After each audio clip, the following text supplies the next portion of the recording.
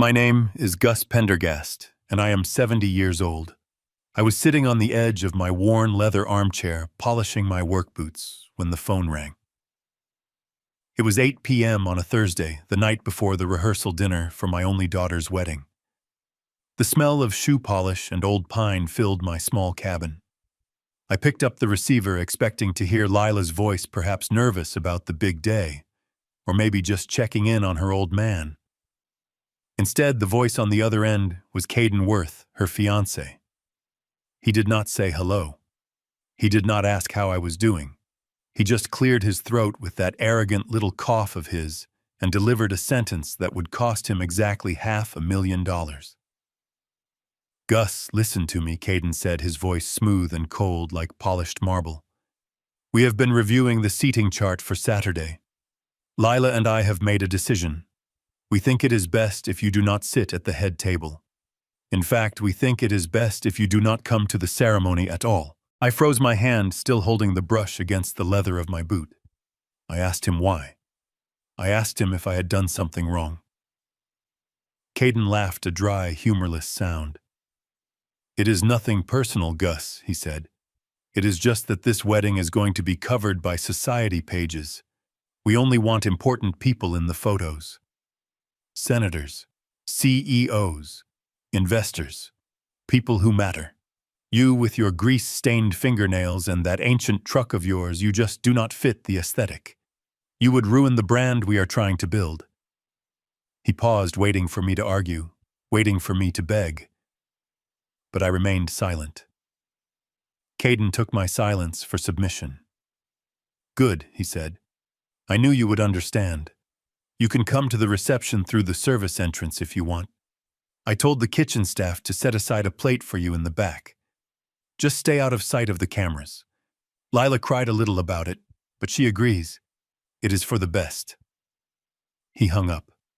The dial tone hummed in my ear. I sat there for a long moment, looking at my boots. My hands were trembling, not from age, but from a cold, quiet rage that started in my gut and spread to my chest. He said Lila agreed. My little girl. The girl I had raised alone since her mother died. The girl I had protected from every storm. She agreed that I was not important enough to see her get married. I did not scream. I did not throw the phone. I simply stood up and walked to the painting of a lighthouse hanging above my fireplace. I moved it aside, revealing a wall safe. My fingers moved automatically over the dial. Click, click, click. The heavy steel door swung open. Inside was not just a few dollars or some old jewelry.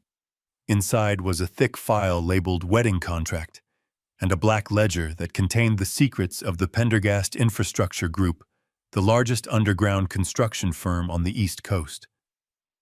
I took out the file. I picked up my secure satellite phone, the one I only used for high-level corporate executions. I dialed a number I knew by heart. It rang once. "Mr. Kinsley speaking," a voice answered immediately, sharp and alert. "Kinsley," I said, my voice steady and low. "Initiate Protocol 19 on the Worth wedding. Cancel the venue check. Revoke the access to the penthouse. And Kinsley, call Senator Miller and the rest of the VIP list. Tell them the wedding is off and invite them to my garage for a beer instead. Before I tell you how the self-proclaimed king of marketing lost everything in less than 12 hours, let me know where you are watching from in the comments below. Hit like and subscribe if you have ever been underestimated by someone who thought they were better than you. To understand why I did what I did, you have to understand the last 6 months. You have to understand the mask I wore and the monster I was feeding. Caden Worth thought I was a retired mechanic living off a meager pension. He saw my 1998 Ford pickup truck with the rusted wheel wells and assumed my bank account looked the same. He saw my flannel shirts and my calloused hands and assumed I was simple. He never bothered to ask how a simple mechanic could afford to fix the plumbing in his luxury apartment when the landlord refused. He never asked where the money for Lila's student loans vanished to. He just took. For 6 months, I watched him parade around, spending money, that he thought came from a mysterious benefactor. You see, when Lila got engaged to Caden, I did a background check. I knew Caden was a climber. He was a marketing director with a taste for champagne and a beer pocketbook. He wanted a wedding at the Plaza Hotel in New York City. He wanted imported orchids. He wanted a 7-tier cake dusted with edible gold. The total cost was projected to be $500,000. Lila came to me in tears 6 months ago, saying they could not afford it. She knew I had some savings, but she thought it was just a few $1,000s tucked away in a coffee can. I could not tell her the truth, not yet. I wanted to see if Caden loved her, or if he loved the lifestyle she could provide. So I set up a test. I created a shell entity called the Pendergast Foundation. I told Lila that I had applied for a grant on her behalf, a charity that helps young couples start their lives. It was a lie, of course. I was the foundation. Every check Caden signed, every deposit made to the wedding planner, every deposit for the vintage wines came directly from my personal private equity account. But Caden did not know that. He thought he had charmed some board of directors. He walked around puffing his chest out, bragging about how his charisma attracted wealth. I remember one afternoon, 2 months before the wedding. I had driven into the city to meet them for lunch. I parked my old truck in front of the restaurant. It is a good truck. It has a reliable engine, and it has never let me down. I got out wiping a bit of oil from my hands onto a rag. Caden was standing on the sidewalk in a suit that cost more than my first house. He looked at my truck, and then he looked at me with a sneer that twisted his handsome face into something ugly. "God, Gus, do you have to drive that thing everywhere?" Caden asked loud enough for the valet to hear. "It is an eyesore. It is leaking oil on the pavement. Honestly, it is embarrassing. We are trying to build an image here, Gus. Success attracts success. Poverty attracts poverty. And that truck reeks of poverty." I looked at him calmly. "It gets me from point A to point B." "Caden," I said. "And it is paid for. Unlike that Aston Martin you are leasing." Caden rolled his eyes. "That is the difference between us, Gus. You think about cost. I think about leverage. I am leasing the lifestyle I deserve. That truck belongs in a junkyard.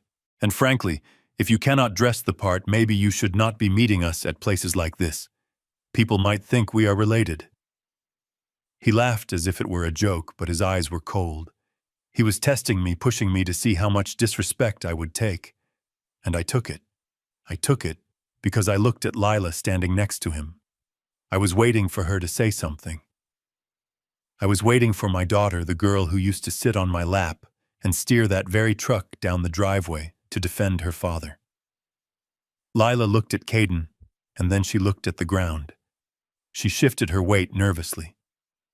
"Daddy, maybe you could park around the corner next time," she mumbled. "Caden is just stressed about the wedding. We have important meetings today, and appearances matter." That was the first crack in my heart. She did not defend me. She managed his ego. She validated his disrespect.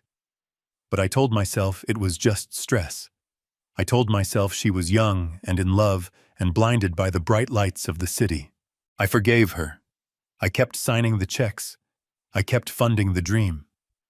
The insults continued. Week after week, Caden chipped away at my dignity. He made fun of my grammar, even though I read more books in a month than he read in a year. He mocked my small cabin, calling it a shack. He treated me like a senile old fool who was lucky to be allowed in his presence. And through it all, the Pendergast Foundation kept paying. I paid for the hand-stitched Italian tablecloths. I paid for the orchestra that was flown in from Vienna. I paid for the custom tuxedo Caden was going to wear, the one he claimed was a gift from a designer friend. I paid for it all. And every time a payment went through, Caden's ego grew larger. He started referring to the wedding as the event of the year. He started talking about the important people who were coming. And that brings us to the conversation that broke me. It happened 3 days ago. I had driven to their apartment to drop off a box of old family photos Lila had asked for. I thought maybe they wanted to display them at the reception. Pictures of her mother. Pictures of us camping. Memories. When I arrived, the door was ajar. I could hear them arguing. I stopped in the hallway holding the cardboard box against my chest. "We cannot have those photos displayed," Caden was saying. "Look at them, Lila. Your dad looks like a hobo in this one. And your mom, look at that dress. It is tragic. It screams working class. We are trying to network here, Lila. We have investors coming. We need to project old money, not no money." "But they are my parents," Lila said, her voice small. "Mom is gone, Caden. This is how I honor her." "You honor her by not embarrassing her daughter," Caden snapped. "And speaking of embarrassing, we need to talk about Gus. He cannot sit at table 1. I have put Senator Miller and his wife there. We need that connection for my new firm. Gus can sit at table 19 by the kitchen doors." "Table 19, Lila asked. "That is for the staff, Caden. You cannot put my father with the photographers and the sound guys." "Why not?" Caden replied. "He will be more comfortable there. He can talk about sports or trucks or whatever people like him talk about. He will be out of his depth with the senator. He will humiliate us, Lila. Do you want him asking the CEO of Tech Corp about carburetor repairs while we are trying to close a seed round?" There was a long silence. I held my breath. This was it. This was the moment. My daughter had to choose. She had to choose between the man who raised her, who sacrificed everything for her, and the man who treated her father like a stain on his designer suit. "You are right," Lila said. Her voice was barely a whisper, but I heard it clearly. I heard it, and it felt like a physical blow to the chest. "You are right, Caden. Daddy does not know how to behave in these circles. He is rough. It would be awkward for everyone. Table 19 is fine. Just do not tell him it is the staff table. Tell him it is a quiet spot because of the speakers." I did not knock. I did not deliver the photos. I turned around and walked back to the elevator. I carried the box of photos back to my truck and set it gently on the passenger seat. I drove home in silence. That was the moment the checkbook closed. That was the moment the father died and the businessman woke up. I spent the next 48 hours reviewing every contract, every receipt, and every clause in the grant agreement I had drawn up for the foundation. I realized I had given them too much power, too much freedom. I had let them believe they were the masters of their universe. But gravity is a harsh teacher, and I was about to cut the string. When Caden called me tonight to tell me I wasn't welcome at the ceremony, it wasn't a surprise. It was just the final signature on his own death warrant. He thought he was banishing a helpless old man. He didn't know he was declaring war on the chairman of the board. After I hung up with Kinsley, I poured myself a glass of cheap bourbon. I sat in my armchair and waited. I knew what was happening on the other side of the city. I knew that right now Kinsley was making calls. I knew that the banking system was processing the stop payment orders. I knew that the emails were landing in the inboxes of the vendors. The silence in my cabin was heavy, but it wasn't lonely. It was the silence of a hunter waiting for the trap to snap shut. The first sign of the storm came the next morning at 7 a.m. I was in my kitchen frying eggs when my cell phone rang. It was Lila. I let it ring. I took a bite of toast. It rang again. And again. I imagined her panic. I imagined the chaos in the bridal suite at the plaza. I imagined the makeup artist pausing as Lila screamed into her phone. I finished my breakfast. I washed my plate. Then, and only then, did I answer the phone. "Dad." "Thank God," Lila sobbed. Her voice was high and tight, shrill with panic. "Dad, something is wrong. There has been a mistake. A terrible mistake." "Good morning, Lila," I said calmly. "What sort of mistake?" "The hotel," she gasped. The manager just came in. He says the check bounced. He says the foundation canceled the grant. He says we have to pay $500,000 immediately or they are kicking us out. Dad, they are taking down the flowers. They are locking the ballroom doors. You have to help us. I leaned back against the counter watching the steam rise from my coffee. That sounds like a serious problem, Lila, I said. But I am not sure what you want me to do about it. I am just an unimportant person. I am not even a guest at the ceremony, remember? No, Dad, please don't be like that, she cried. Caden is screaming at everyone. His parents are here and they don't have the money. We need you to do something. You have your retirement savings, right? You have the house? Can you take out a loan? Just for today? We will pay you back, I promise. The foundation must have just made a clerical error. We just need to cover it until Monday. I closed my eyes for a second. Even now, even in the face of disaster, she wasn't asking for her father. She was asking for a wallet. She wanted me to mortgage my home, my safety, to save her vanity project. She wanted me to go into debt for a wedding I was banned from attending. Lila, I said, my voice dropping an octave. There is no clerical error. The foundation did not make a mistake. What do you mean? She stopped crying. The silence on the line was thick with confusion. I mean that the foundation has strict bylaws regarding the conduct of its beneficiaries. I said, quoting the document I had written myself. It reserves the right to withdraw funding if the recipients display a lack of moral character. Dad, what are you talking about? How would you know the bylaws? Because I am the foundation, Lila. Silence. Absolute, stunned silence. I am the donor, I continued. I am the one who paid for the orchids. I am the one who paid for the vintage champagne. I am the one who paid for Caden's custom tuxedo. It was me, Lila. All of it. That is impossible, she whispered. You are a mechanic. You fix trucks. I own Pendergast infrastructure, I said. I built the bridges Caden drives over. I dug the tunnels his subway goes through. I have been trying to teach you the value of money your whole life, Lila. I tried to teach you that character matters more than status. But you chose to marry a man who treats people like dirt, and you chose to stand by him while he did it. Dad. No, I interrupted her. You told me I didn't fit the aesthetic. You agreed that I should eat in the kitchen. Well, Lila, I am staying in my kitchen, and I am taking my checkbook with me, but Dad, the wedding, the guests. Senator Miller. Senator Miller is coming to my house for a barbecue, I said.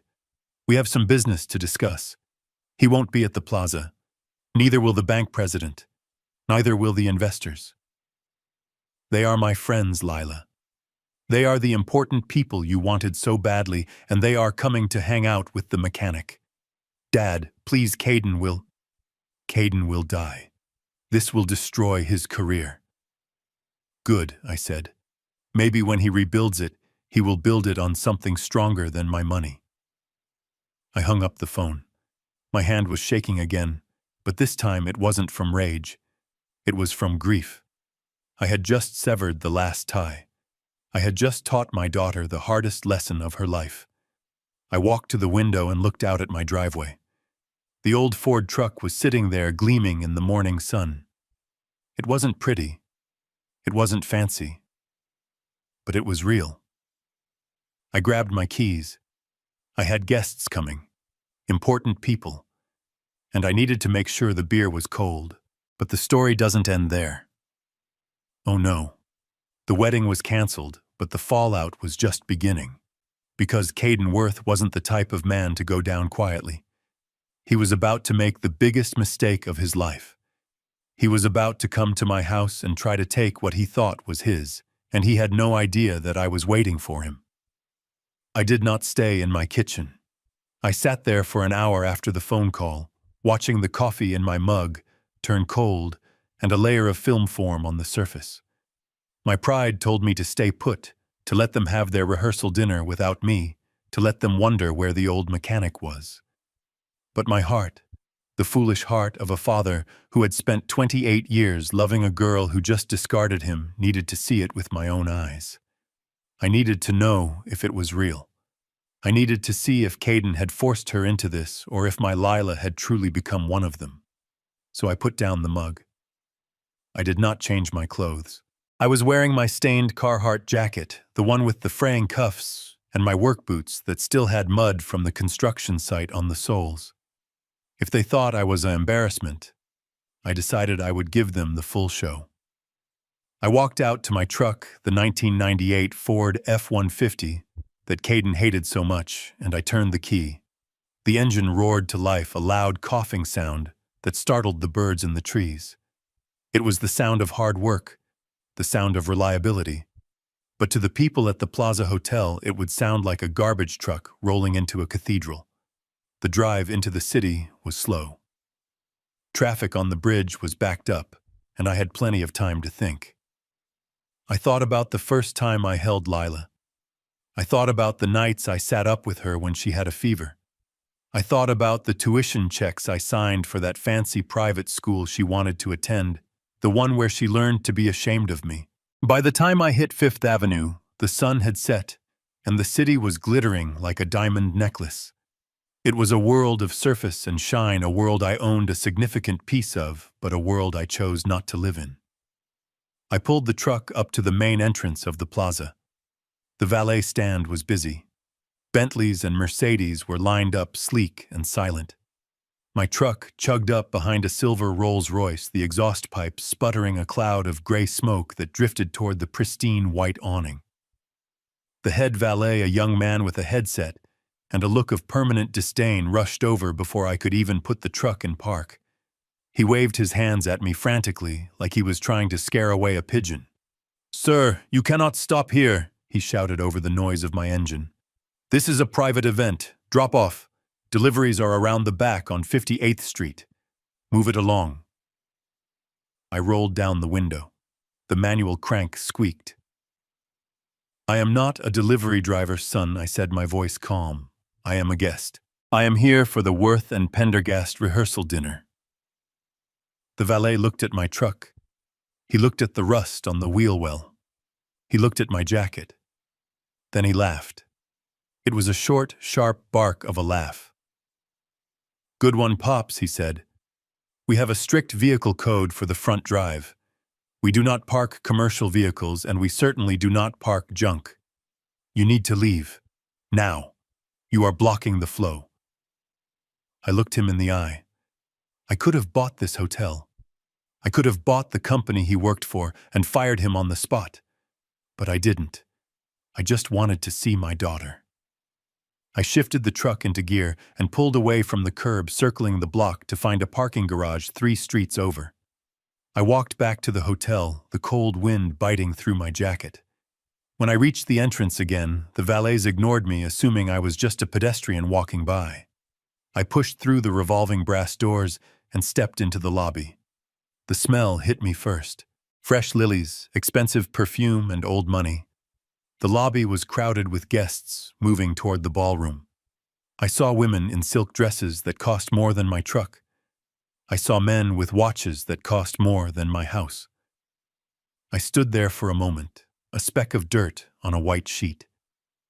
I took a step toward the hallway that led to the terracotta room where the dinner was being held. "Excuse me, sir." A hand landed on my chest. It was heavy and firm. I looked up. A security guard stood there. He was a mountain of a man in a black suit with an earpiece coiled behind his ear. He wasn't smiling. "Can I help you?" he asked, but the tone made it clear he wasn't offering help. He was offering an exit. "I am here for the rehearsal dinner," I said again, feeling the weariness settle into my bones.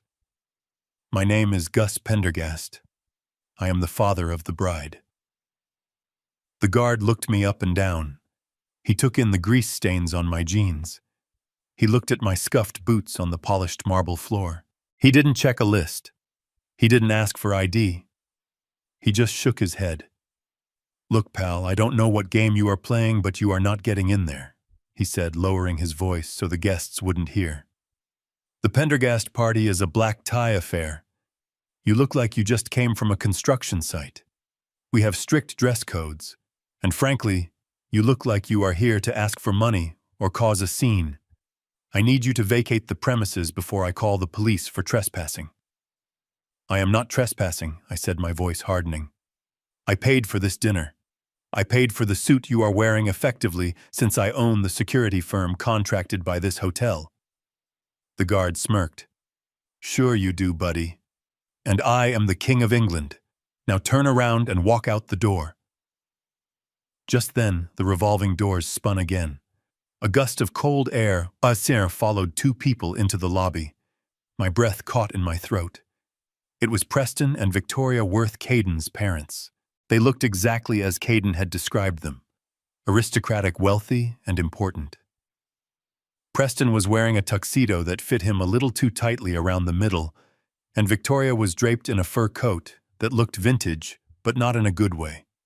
They were laughing, holding on to each other, as if they were the stars of a movie. They walked right past the security guard and me. They were close enough that I could smell the gin on Preston's breath. They looked right at me. Victoria's eyes met mine. I knew she recognized me. I had met them once before, but briefly, over a video call when the engagement was announced. I was wearing a flannel shirt, then too, sitting in my kitchen. She had looked at me with a polite sneer through the screen. Now in person, the sneer was gone, replaced by panic. She grabbed Preston's arm and whispered something in his ear. Preston looked at me. His eyes widened. He saw the security guard's hand on my chest. He saw my work clothes. And then he made a choice that sealed their fate. He looked away. He turned his head, physically, turning his back on me. "Preston," I called out. My voice was loud enough to carry over the lobby music. "Victoria!" The security guard shoved me back. "Hey, keep it down," he hissed. Preston didn't stop. He didn't turn around. He walked faster, guiding his wife toward the ballroom. A couple walking near them looked at me, and then at the Worths. "Do you know him, Preston?" the woman asked, glancing back at me with curiosity. Preston let out a loud, forced laugh. "Us no," he said, his voice booming. "Just some vagrant trying to crash the party. It is tragic, really, how the city has let the riffraff take over these historic places. Security is handling it. A vagrant, the father of the bride. The man who had secretly paid off their credit card debt 3 months ago so they could qualify for the flight over here. A vagrant." I watched them disappear into the golden light of the ballroom hallway. I watched the heavy doors swing shut behind them, sealing me out. The security guard pushed me again, harder this time. "You heard the man," he said. "You are disturbing the guests. Get out." I looked at the closed doors. I imagined Caden inside, holding court, drinking my wine, laughing at my expense. I imagined Lila sitting there, beautiful and spineless, letting it all happen. I didn't fight the guard. I didn't scream. I didn't pull out my black card or my cell phone to call the hotel owner. I simply nodded. "You are right," I said to the guard. "I don't belong here." I turned around and walked back across the marble floor. I walked out through the brass doors and into the night. The valet who had mocked me was busy opening the door of a Bentley for a young couple. He didn't even look at me. I walked the 3 blocks to the parking garage in the freezing wind. My hands were cold, but my blood was boiling. They had their chance.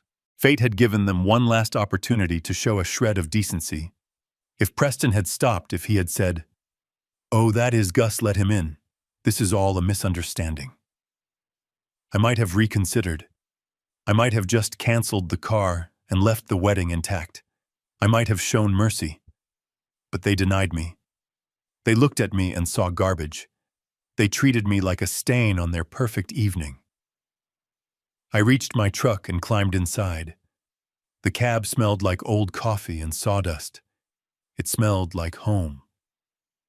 I sat there in the dark for a minute, looking at the city skyline.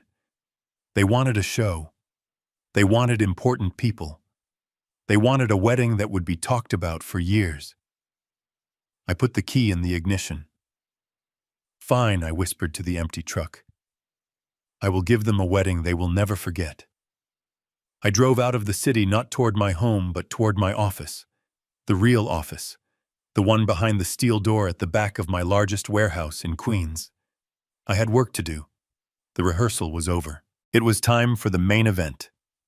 And I needed to make sure that when the sun came up tomorrow morning, the Worth family would wake up in a world that was very, very different from the one they went to sleep in. I did not go straight to Queens. I told myself I would. I told myself I was done, but there is a stubbornness in me, a need to verify the structural integrity of a disaster before I call in the demolition crew. I walked away from the main entrance, away from the sneering valet and the brass doors, but I did not go to the parking garage. Instead, I walked around the corner to 58th Street. I know buildings like the Plaza. I know them because I have spent 40 years studying their bones. I know that behind every gilded lobby and marble staircase there is a network of service corridors and loading docks that actually keep the place alive. The service entrance was busy with florists and caterers unloading crates. A young man in a chef's uniform was smoking a cigarette by the dumpster. I walked right past him with the confidence of a man who belongs in the back of the house. I was wearing work boots and a Carhartt jacket.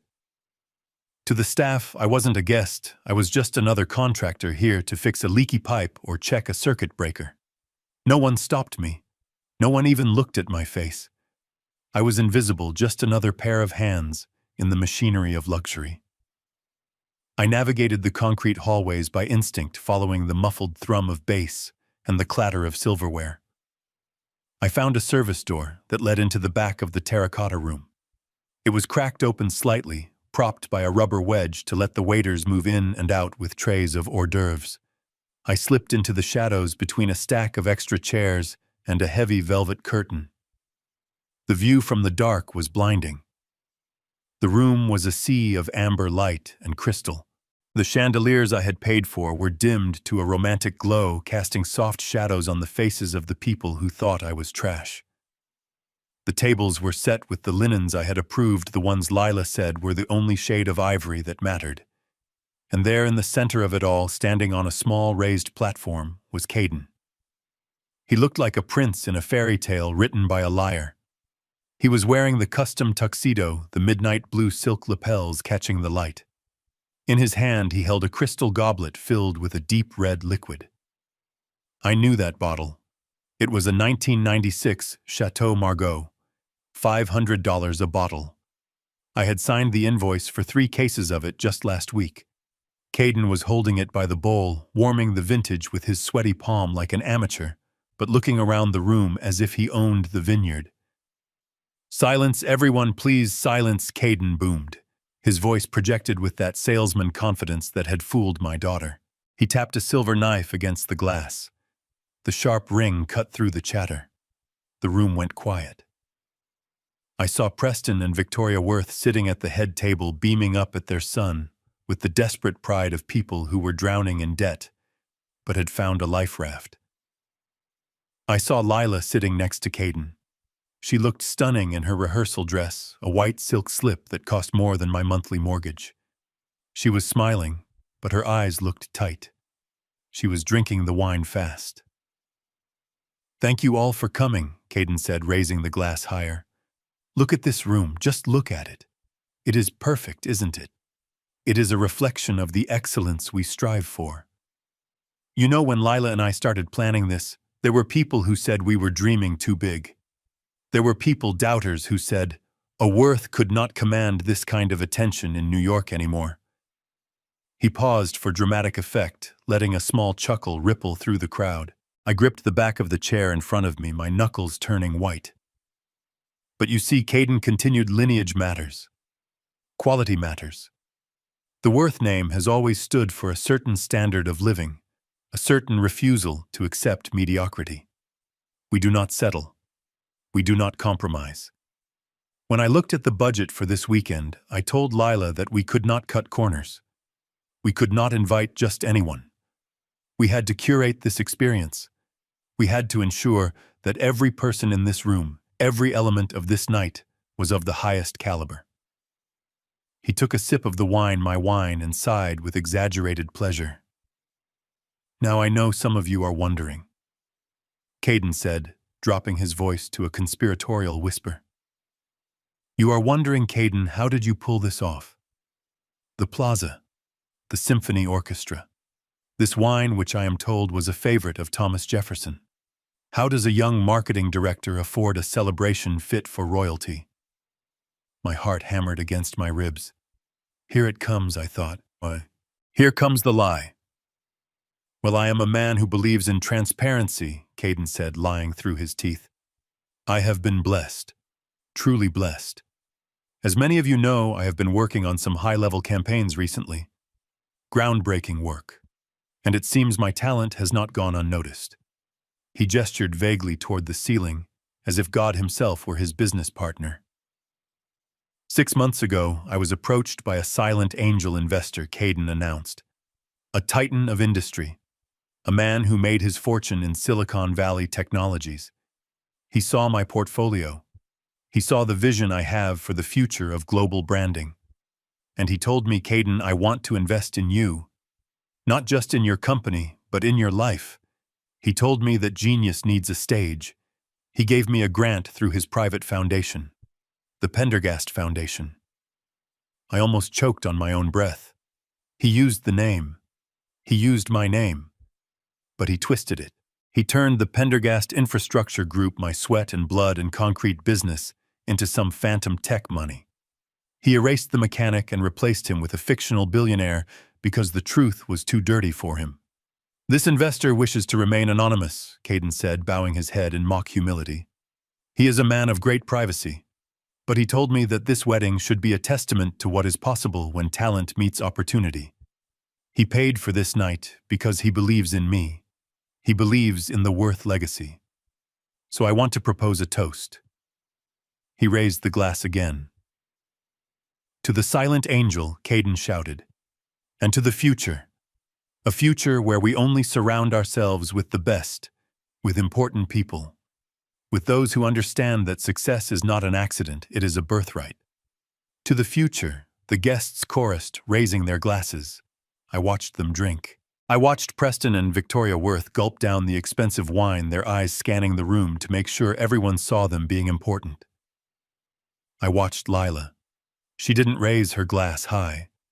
She brought it to her lips quickly, her hand trembling slightly. She knew. Deep down, she had to know. She knew I wasn't a tech mogul. She knew the Pendergast Foundation wasn't some Silicon Valley charity. She knew it was her father's love transformed into a bank account. And yet she sat there. She let him erase me. She let him turn me into a ghost so he could shine brighter. That was the moment the last thread snapped. If she had stood up, if she had said, "No, Caden, my father paid for this. My father who works with his hands is the one we should be thanking," I would have walked out of the shadows. I would have forgiven the seating chart.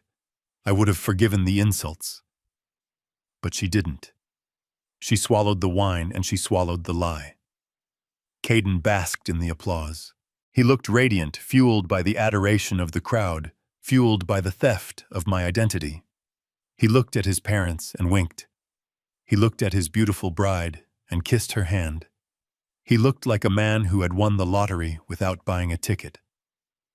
I looked at the half-empty bottle of wine sitting on their table. I looked at the truffles being served by the waiters. I calculated the cost in my head. $500 for the wine, $200 for the appetizers, $50,000 for the room rental. It was an expensive lesson. But as I stood there in the dark, smelling the faint scent of old grease on my jacket, I realized it was worth it. Because now I knew. I wasn't guessing anymore. I wasn't a paranoid old man feeling sensitive about his background. I was seeing the raw, naked truth. They were parasites. They didn't just want my money, they wanted my absence. They wanted the gold without the goose. I took one last look at the room. I memorized Caden's smile, I memorized the way the light hit the crystal. I wanted to remember exactly how high he was flying, so I could fully appreciate the distance of the fall. I backed away slowly. The door clicked shut silently behind me, cutting off the sound of the applause. I walked back down the service corridor, my footsteps heavy and echoing on the concrete. The kitchen staff ignored me again. I walked out into the cold night air of the loading dock. I took out my phone. The screen was bright in the darkness. I had a text from Kinsley. It read simply, Protocol 19 ready, awaiting final confirmation. I typed 2 letters. Go. I hit send. Then I walked to my truck. I didn't look back at the hotel. I didn't look at the city. I just drove. The rehearsal was over. The actors had taken their bows. The curtain was about to fall, and when it rose again, the stage would be empty. The check had been canceled. The car had been recalled. And tomorrow morning, when Caden Worth woke up to get ready for his coronation, he was going to find out that the silent angel had turned into the grim reaper. I walked out of the service entrance, and the heavy steel door slammed shut behind me, cutting off the sound of the laughter. The silence of the loading dock was absolute. The cold wind bit through my jacket, drying the cocktail sauce that stained my chest into a stiff crust. I didn't wipe it off. I wanted to wear it. It was my war paint. I climbed into the cab of my truck. The leather seat groaned under my weight, a familiar, comforting sound. I sat there for a moment in the dark, my hand resting on the gear shift. I could still see Lila's back. I could still see the way she turned her chair, the way she chose a glass of wine over her own father. That image was burned into my retinas. It was the fuel I needed. I started the engine and pulled out onto the street. I didn't drive home. I drove toward Queens, toward the industrial district, where the Pendergast Infrastructure Group headquarters occupied a city block. It was a fortress of concrete and steel surrounded by a 10-foot fence topped with razor wire. To the outside world, it looked like a construction yard. Inside it was the nerve center of an empire. I parked the truck in my reserved spot right next to the fleet of heavy excavators. I walked to the rear entrance and punched in my code. The door hissed open. The security guard at the desk stood up immediately, straightening his tie. "Good evening, Mr. Pendergast," he said, surprised to see me. "We weren't expecting you tonight." "Plans changed, Earl," I said, walking past him without stopping. "Is Kinsley in the war room?" "Yes, sir. He has been there for the last hour waiting for your signal." "Good." I walked down the hallway, the fluorescent lights reflecting off the polished concrete floors. I pushed open the double doors at the end of the hall. The war room was a windowless space lined with screens. On one wall was a live feed of the global markets. On another was a map of the city, with blue dots marking our active job sites. In the center of the room sat a massive mahogany table. Kinsley was sitting at the head of it, surrounded by stacks of files and 3 laptops. Kinsley was my lawyer, my fixer, and my oldest friend. He was a man who could smile while he foreclosed on your house. He looked up as I entered, removing his reading glasses. He saw the stain on my jacket. He saw the look in my eyes. He didn't ask what happened. He knew. "It is done, then?" Kinsley asked, his voice quiet. "It is done," I said, pulling out a chair and sitting down heavily. "They crossed the line, Kinsley. They didn't just cross it, they danced on it. Initiate everything." Kinsley nodded. He tapped a key on his laptop. "Phase 1 is already in motion," he said, looking at the screen. "I have issued the stop payment order on the cashier's check for the plaza. The funds have been frozen. The hotel's finance department will get the notification at 7 a.m. when their system updates." "What about the car?" I asked. "The Aston Martin," Kinsley said, allowing himself a small, grim smile. "I called the dealership. I told them the financing fell through due to a suspicious activity alert on the guarantor's account. That would be you. They are sending a tow truck to the hotel parking garage as we speak. They have a spare key. It will be gone before Caden finishes his dessert. Good, I said. And the penthouse? I bought the penthouse for them as a wedding gift using a shell company, Kinsley reminded me.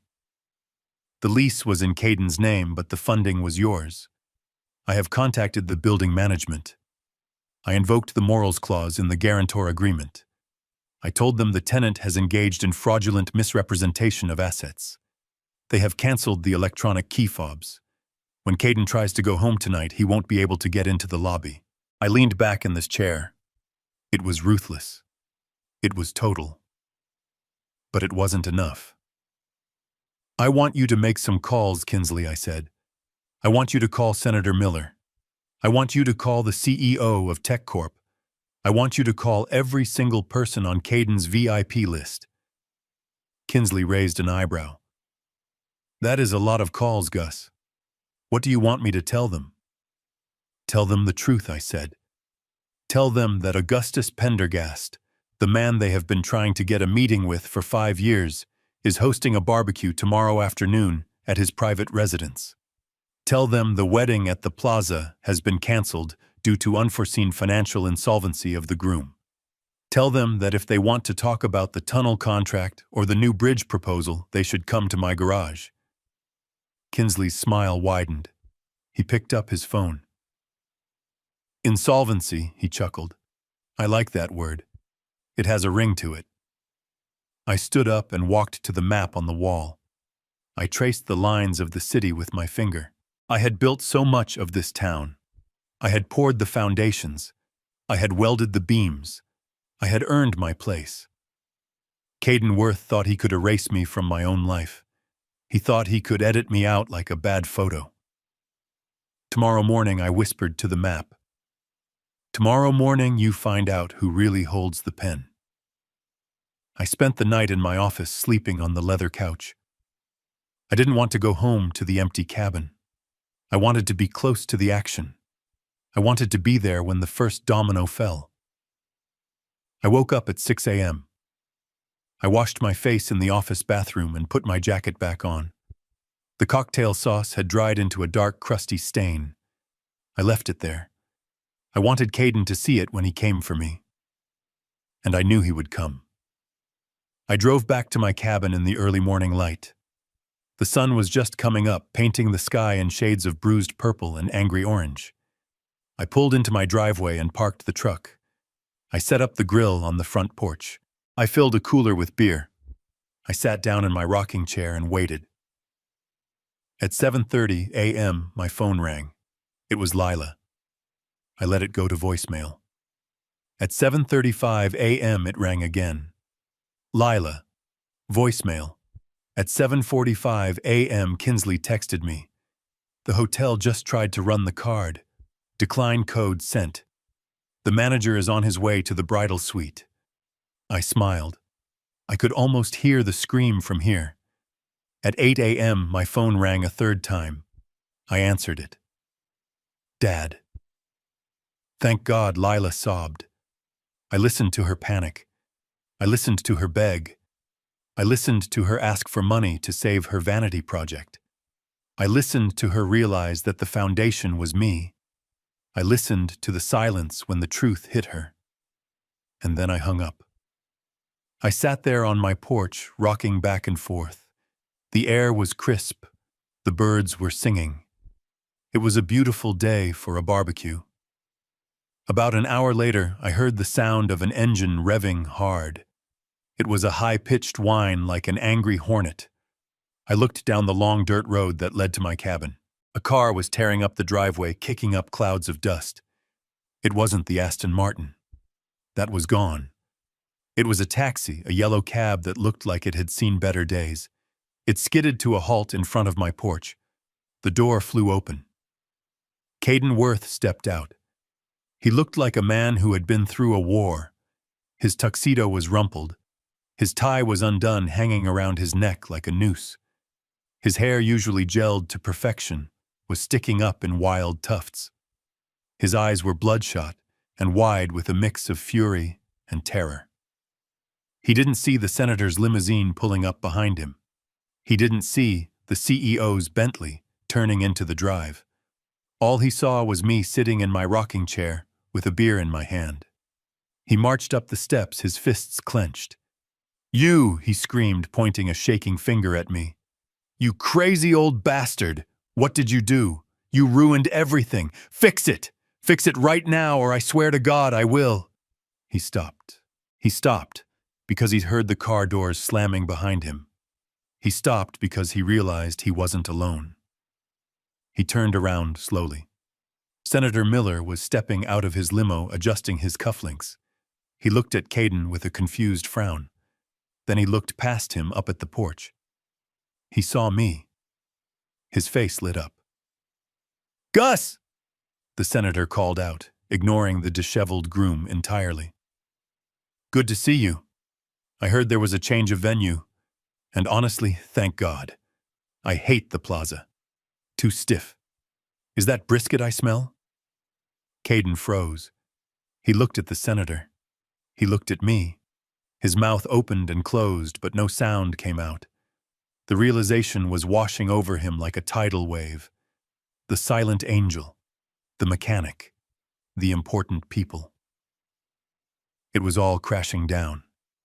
I took a sip of my beer. "Hello, Caden," I said, my voice calm and steady. "I believe you are trespassing. The staff entrance is around back. But since you are here, you might as well stay for a moment. I have some people I want you to meet. Important people. And I think they have some questions about why their invitations were canceled." Caden looked at me, and for the first time since I met him, I saw the fear. Real, primal fear. He knew, he finally knew. The game was over, and he had lost everything. The drive from the hotel to my garage in Queens usually takes 40 minutes, but tonight I made it in 20. My hands were gripping the steering wheel so hard the leather groaned under the pressure. I needed to get back to my sanctuary. I needed to get back to the place where the lies stopped and the reality began. I pulled the Ford F-150 into the lot behind the chain-link fence. To the outside world, this place looked like a graveyard for automobiles. It was a dusty lot filled with the skeletal remains of cars that had died in the 70s, surrounded by piles of rusted rebar and stacks of old tires. It was ugly. It was dirty. It was perfect camouflage. I parked the truck next to a rusted-out dump truck that hadn't moved since the Reagan administration. I killed the engine. The silence of the industrial district washed over me, broken only by the distant wail of a siren. I sat there for a moment, letting the adrenaline from the hotel fade into a cold, hard resolve. Caden Worth had called me a mechanic. He had said it with a sneer, as if working with your hands was a disease. He didn't understand that the hands that fix engines are the same hands that can dismantle them. I got out of the truck and walked to the side door of the main garage structure. It was a corrugated metal building with peeling paint and a sign that read, "Pendergast Repairs," hanging crookedly by a single nail. I unlocked the door with a heavy iron key and stepped inside. The air was thick with the scent of motor oil, old rubber, and dust. It was the smell of my father and his father before him. It was the smell of honest work. The main floor was cluttered with tools. Hydraulic lifts stood like silent sentinels in the shadows. A half-disassembled transmission sat on a workbench, dripping black fluid onto a rag. To Caden, to Lila, to everyone who judged me by the grease under my fingernails, this was all I was. A man who fixed what other people broke. A man who lived in the past. But they never looked closely enough. They never noticed that the security cameras in the corners were military grade. They never noticed that the floor was reinforced concrete capable of withstanding a bomb blast. I walked past the lifts to the back of the shop. There was a small office there, the kind of place where you would expect to find a calendar with pin-up girls and a coffee pot that hadn't been cleaned in a decade. There was a desk covered in invoices and a dusty computer from the 90s. On the wall behind the desk hung a painting. It was a large oil painting of the Brooklyn Bridge depicted during its construction. The canvas was yellowed with age, the frame chipped and unassuming. It was something I had bought at a flea market 30 years ago or so, people thought. I stood before the painting. I looked at the bridge. I looked at the steel cables holding up the world. I reached out and gripped the right side of the frame. I didn't pull it. I didn't swing it. I pressed my thumb against a specific knot in the carved wood of the frame. A soft beep echoed in the room, followed by the heavy mechanical thud of locking bolts retracting. The painting slid silently to the left. Behind it was not a wall safe. Behind it was a sheet of biometric glass. I leaned forward, letting the red laser scan my retina. A green light flashed. The wall itself, a 6-inch slab of reinforced steel disguised as drywall, hissed open. I stepped through the threshold. The air inside was different. It was cool, filtered, and smelled of ozone and static. The lights flickered on automatically as I entered, bathing the room in a clinical blue glow. This was not a mechanic's office. This was the brain of a leviathan. The room was lined from floor to ceiling with high-definition LED screens. They hummed with data. Live feeds from construction sites all over the eastern seaboard flickered in real time. I saw the night crew pouring concrete for the new subway extension in Manhattan. I saw the underwater drones inspecting the pilings of the Verrazzano Bridge. I saw the thermal imaging of the steam tunnels running beneath Fifth Avenue, directly under the hotel where my daughter was currently sipping champagne paid for by a ghost. In the center of the room sat a console that looked like it belonged at NASA. Sitting on top of it was a bank of secure satellite phones, each one labeled with a direct line to a different power broker. The governor, the mayor, the Port Authority. I am not just a mechanic. My name is Augustus Pendergast, and I am the founder and sole chairman of Pendergast Infrastructure Group. We don't just build roads.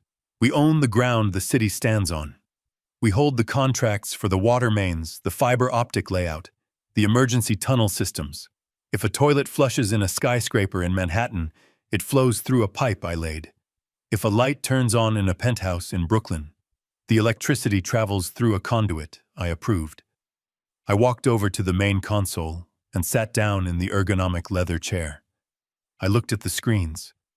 I looked at the empire I had built from nothing, from a single shovel and a strong back. I had built it in the shadows because I learned a long time ago that the man who holds the keys to the castle is a target, but the man who built the walls is invisible. I watched the screen labeled Plaza Hotel Grid. I could see the power usage spikes in the ballroom.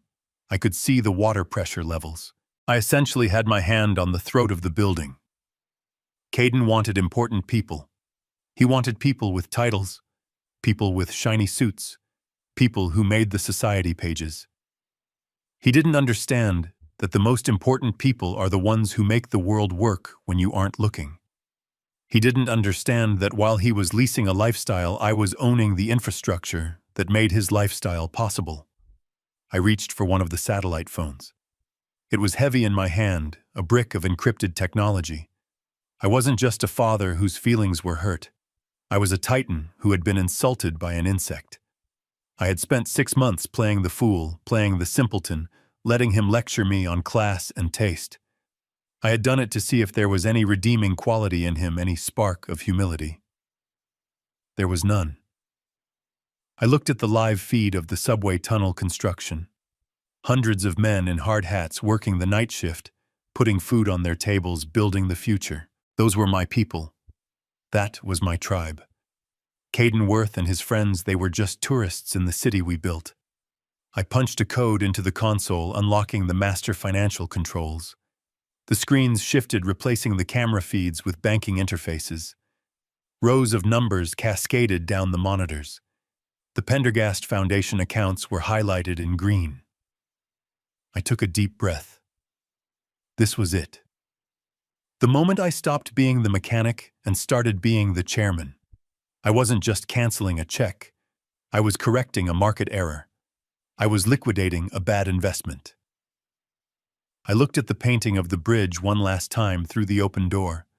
It stood strong against the elements, bearing the weight of millions without complaint. That is what a father does. He bears the weight. But when the weight becomes a parasite, when the burden starts to eat away at the foundation, you don't just keep carrying it. You shake it off. I turned back to the screens, my finger hovering over the execute command. The old garage was silent around me, a shell protecting the nuclear reactor inside. Caden Worth had wanted a show of power. He had wanted to see what real influence looked like. I pressed the button. The screens flashed red. The transfer protocols initiated. The silent angel was dead. The chairman had arrived. The silence in the war room was different from the silence in the cabin. In the cabin, the silence was lonely, a byproduct of abandonment. Here, the silence was heavy with potential energy, like the hum of a high-voltage line before the switch is thrown. Kinsley sat across from me, his fingers hovering over the keyboard of his secure laptop. The blue light from the monitors reflected in his glasses, hiding his eyes. He did not look tired. Men like Kinsley do not get tired when there is blood in the water. We started with the money. It was the simplest part of the equation, but the one that would cause the most immediate structural failure. On the screen to my left was the banking interface for the Pendergast Foundation. It showed a pending wire transfer scheduled for 7 in the morning. $500,000. To Caden Worth, it was a magic number, a sum that would buy him entry into the world he desperately craved. To me, it was the cost of a diesel generator for a tunnel project. It was a rounding error. Kinsley looked at me, waiting for the verbal command. Our protocols required it. We were not just moving money, we were altering the trajectory of lives. Item 1, Kinsley said, his voice dry and professional. The Plaza Hotel final payment. The contract stipulates full settlement 24 hours prior to the event.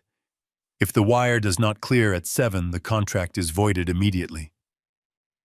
I looked at the number on the screen. I thought about the way Caden had held that wine glass. I thought about the way he had looked at the waiters. I thought about Lila sitting in silence. Kill it, I said. Kinsley typed a sequence of commands. He did not hesitate. He entered his authorization code, then waited for mine. I reached forward and typed in the 6-digit PIN that only I knew. The screen flashed amber, then red. The status of the transfer changed from pending to canceled. Reason for cancellation. Kinsley asked, his fingers poised to type the official record. Breach of contract, I said, staring at the red text. Violation of the moral turpitude clause. The beneficiary has demonstrated conduct incompatible with the values of the foundation. Specifically, he is a fraud who abuses the working class. Kinsley typed it out, word for word. He hit enter. The digital paper trail was complete. At 7 in the morning, the accounts receivable department at the plaza would get a notification that would stop their hearts. The cascading effect would be instantaneous. The florists would stop arranging the lilies. The kitchen would stop prepping the lobster. The band would start packing up their instruments. Now the apartment, I said, leaning back in the leather chair. This was personal. The wedding was a party, but the apartment was a life. I had purchased the penthouse at 432 Park Avenue through a shell corporation 3 months ago. It was meant to be a surprise. I had planned to hand Lila the keys after the reception. It was a $10 million property with a view of the entire city I had helped build. Caden knew about the apartment, but he thought he had secured a lease through his own brilliance. He thought he had charmed the landlord into waiving the security deposit. He had already moved his boxes in. He had already posted photos of the view on his social media, captioning them with things like "the view from the top."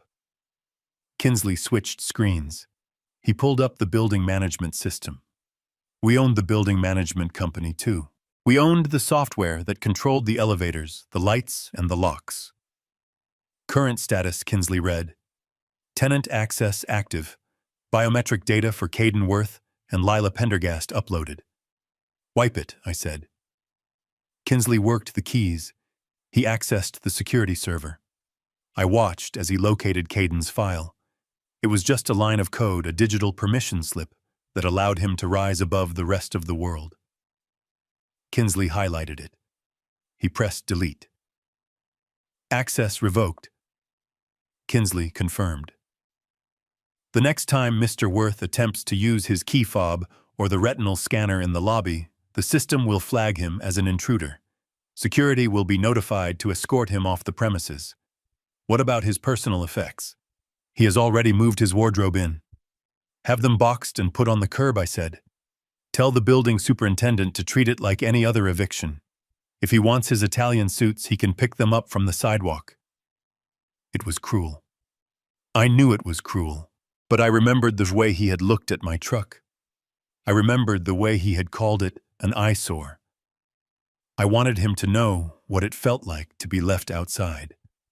I wanted him to know what it felt like to have the door slammed in your face by a system you thought you controlled. We sat in the blue glow of the screens for a moment. The only sound, the hum of the cooling fans.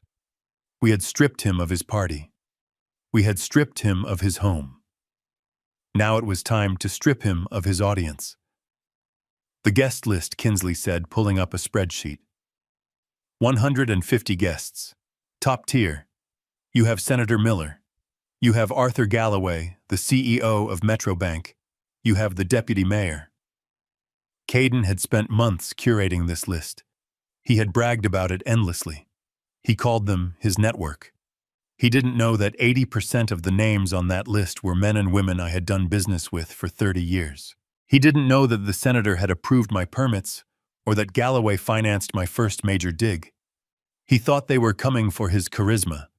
He thought they were coming because he was a rising star in marketing. They were coming because they were curious about the Pendergast Foundation. They were coming because they wanted to meet the mysterious benefactor. They were coming to kiss the ring, they just didn't know who was wearing it. Give me the phone, I said. Kinsley slid the heavy satellite phone across the mahogany table. I picked it up. It felt solid real. I looked at the time. It was 2:15 in the morning. These men would be asleep. But when Gus Pendergast calls at 2 a.m., you answer. You answer because it usually means a tunnel has collapsed or a union deal has fallen through. You answer because money never really sleeps. I dialed Senator Miller first. It rang 3 times. This is Miller, a groggy voice answered. This better be an emergency. It is Gus, I said. The tone changed instantly. The grogginess vanished, replaced by the sharp alertness of a politician. Gus. Is everything all right? Did the inspection on the bridge fail? The bridge is fine, John, I said. I am calling about the wedding tomorrow. The one at the plaza. Oh, right, the senator sighed. The Worth kid. To be honest, Gus, I was dreading it. I don't know the groom from Adam, but my chief of staff said the Pendergast Foundation was involved, so I had to show face. I was planning to stay for the cocktail hour and slip out the back. You don't have to go, I said. The wedding is off. Off? Why? Because the groom is a fraud, I said, my voice flat. And because the Pendergast Foundation has decided to pull its funding. There was a pause on the line. Then a low chuckle. You are the foundation, aren't you, Gus? I always suspected. You love playing these games. I am the foundation, I confirmed, and I am the father of the bride. The silence was longer this time, respectful. Oh, I see. I am sorry, Gus. That is heavy. It had to be done, I said. But listen, John, I have a lot of brisket marinating. I have a keg of the good stuff from Germany. Since your schedule just cleared up, why don't you come out to the house tomorrow? Not the penthouse. The cabin. The cabin, the senator asked. You mean the place with the lake where we fished last summer? The same. Done, the senator said without hesitation. I will bring the scotch. And Gus? Yeah? If that kid gives you any trouble, call me. I can have his parking tickets audited going back to kindergarten. I hung up, one down. I dialed Arthur Galloway next. The bank president. He answered on the first ring. Gus, tell me the market didn't crash. The market is fine, Arthur, I said. But Caden Worth's credit rating is about to take a dive. Who? The groom. The wedding tomorrow. Oh, that, Galloway groaned. My wife bought a new dress for that. She is going to be furious if we don't go. She thinks this silent angel character is going to be there. She wants to pitch her charity. Tell her the silent angel is going to be in his garage in Queens drinking beer, I said. And tell her if she wants that donation she should come wear jeans. You are kidding, Galloway said. You?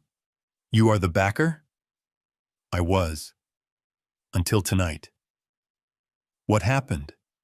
He forgot who pours the concrete, Arthur. He thought he could live in the penthouse without respecting the foundation. Galloway laughed a deep belly laugh. I love it. I absolutely love it. We will be there. Noon? Noon, I said. I went down the list. I called the deputy mayor. I called the union leaders. I called the investors. I made 12 calls in total. Every single one of them answered. Every single one of them listened.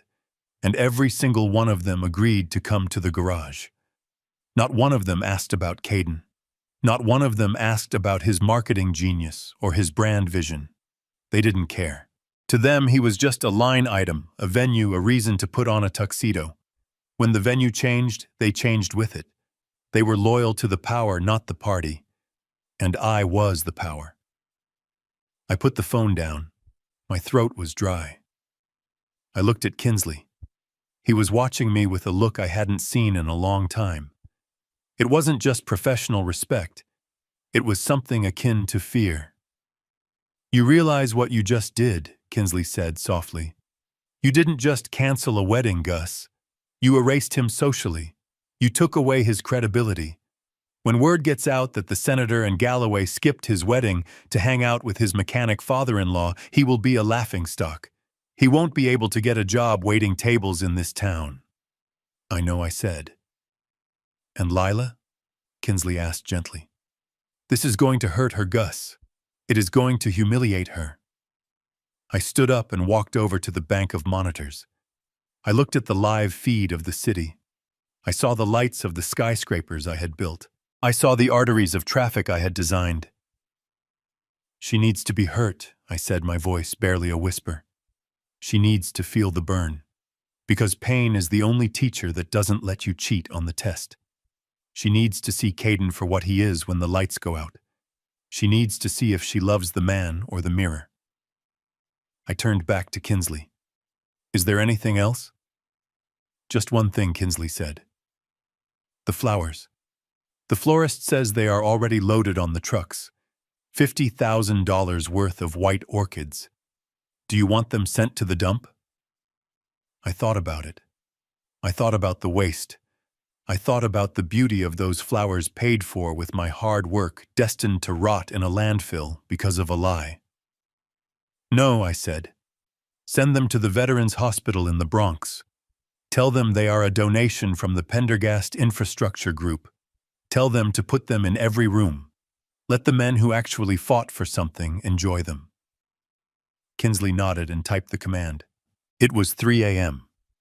The war room was quiet again. The destruction was set in motion. The missiles were in the air. There was nothing left to do but wait for impact. I looked at the painting of the bridge on the wall. It looked sturdy, unshakable. Go home, Kinsley, I said.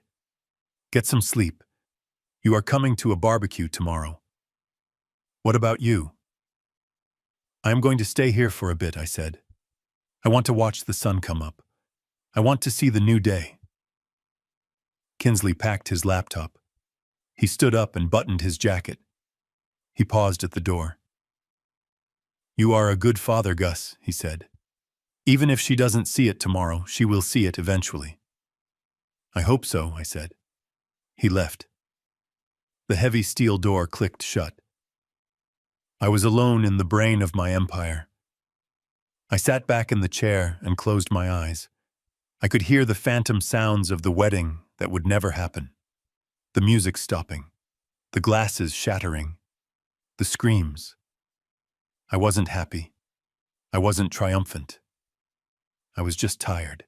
But it was the good kind of tired.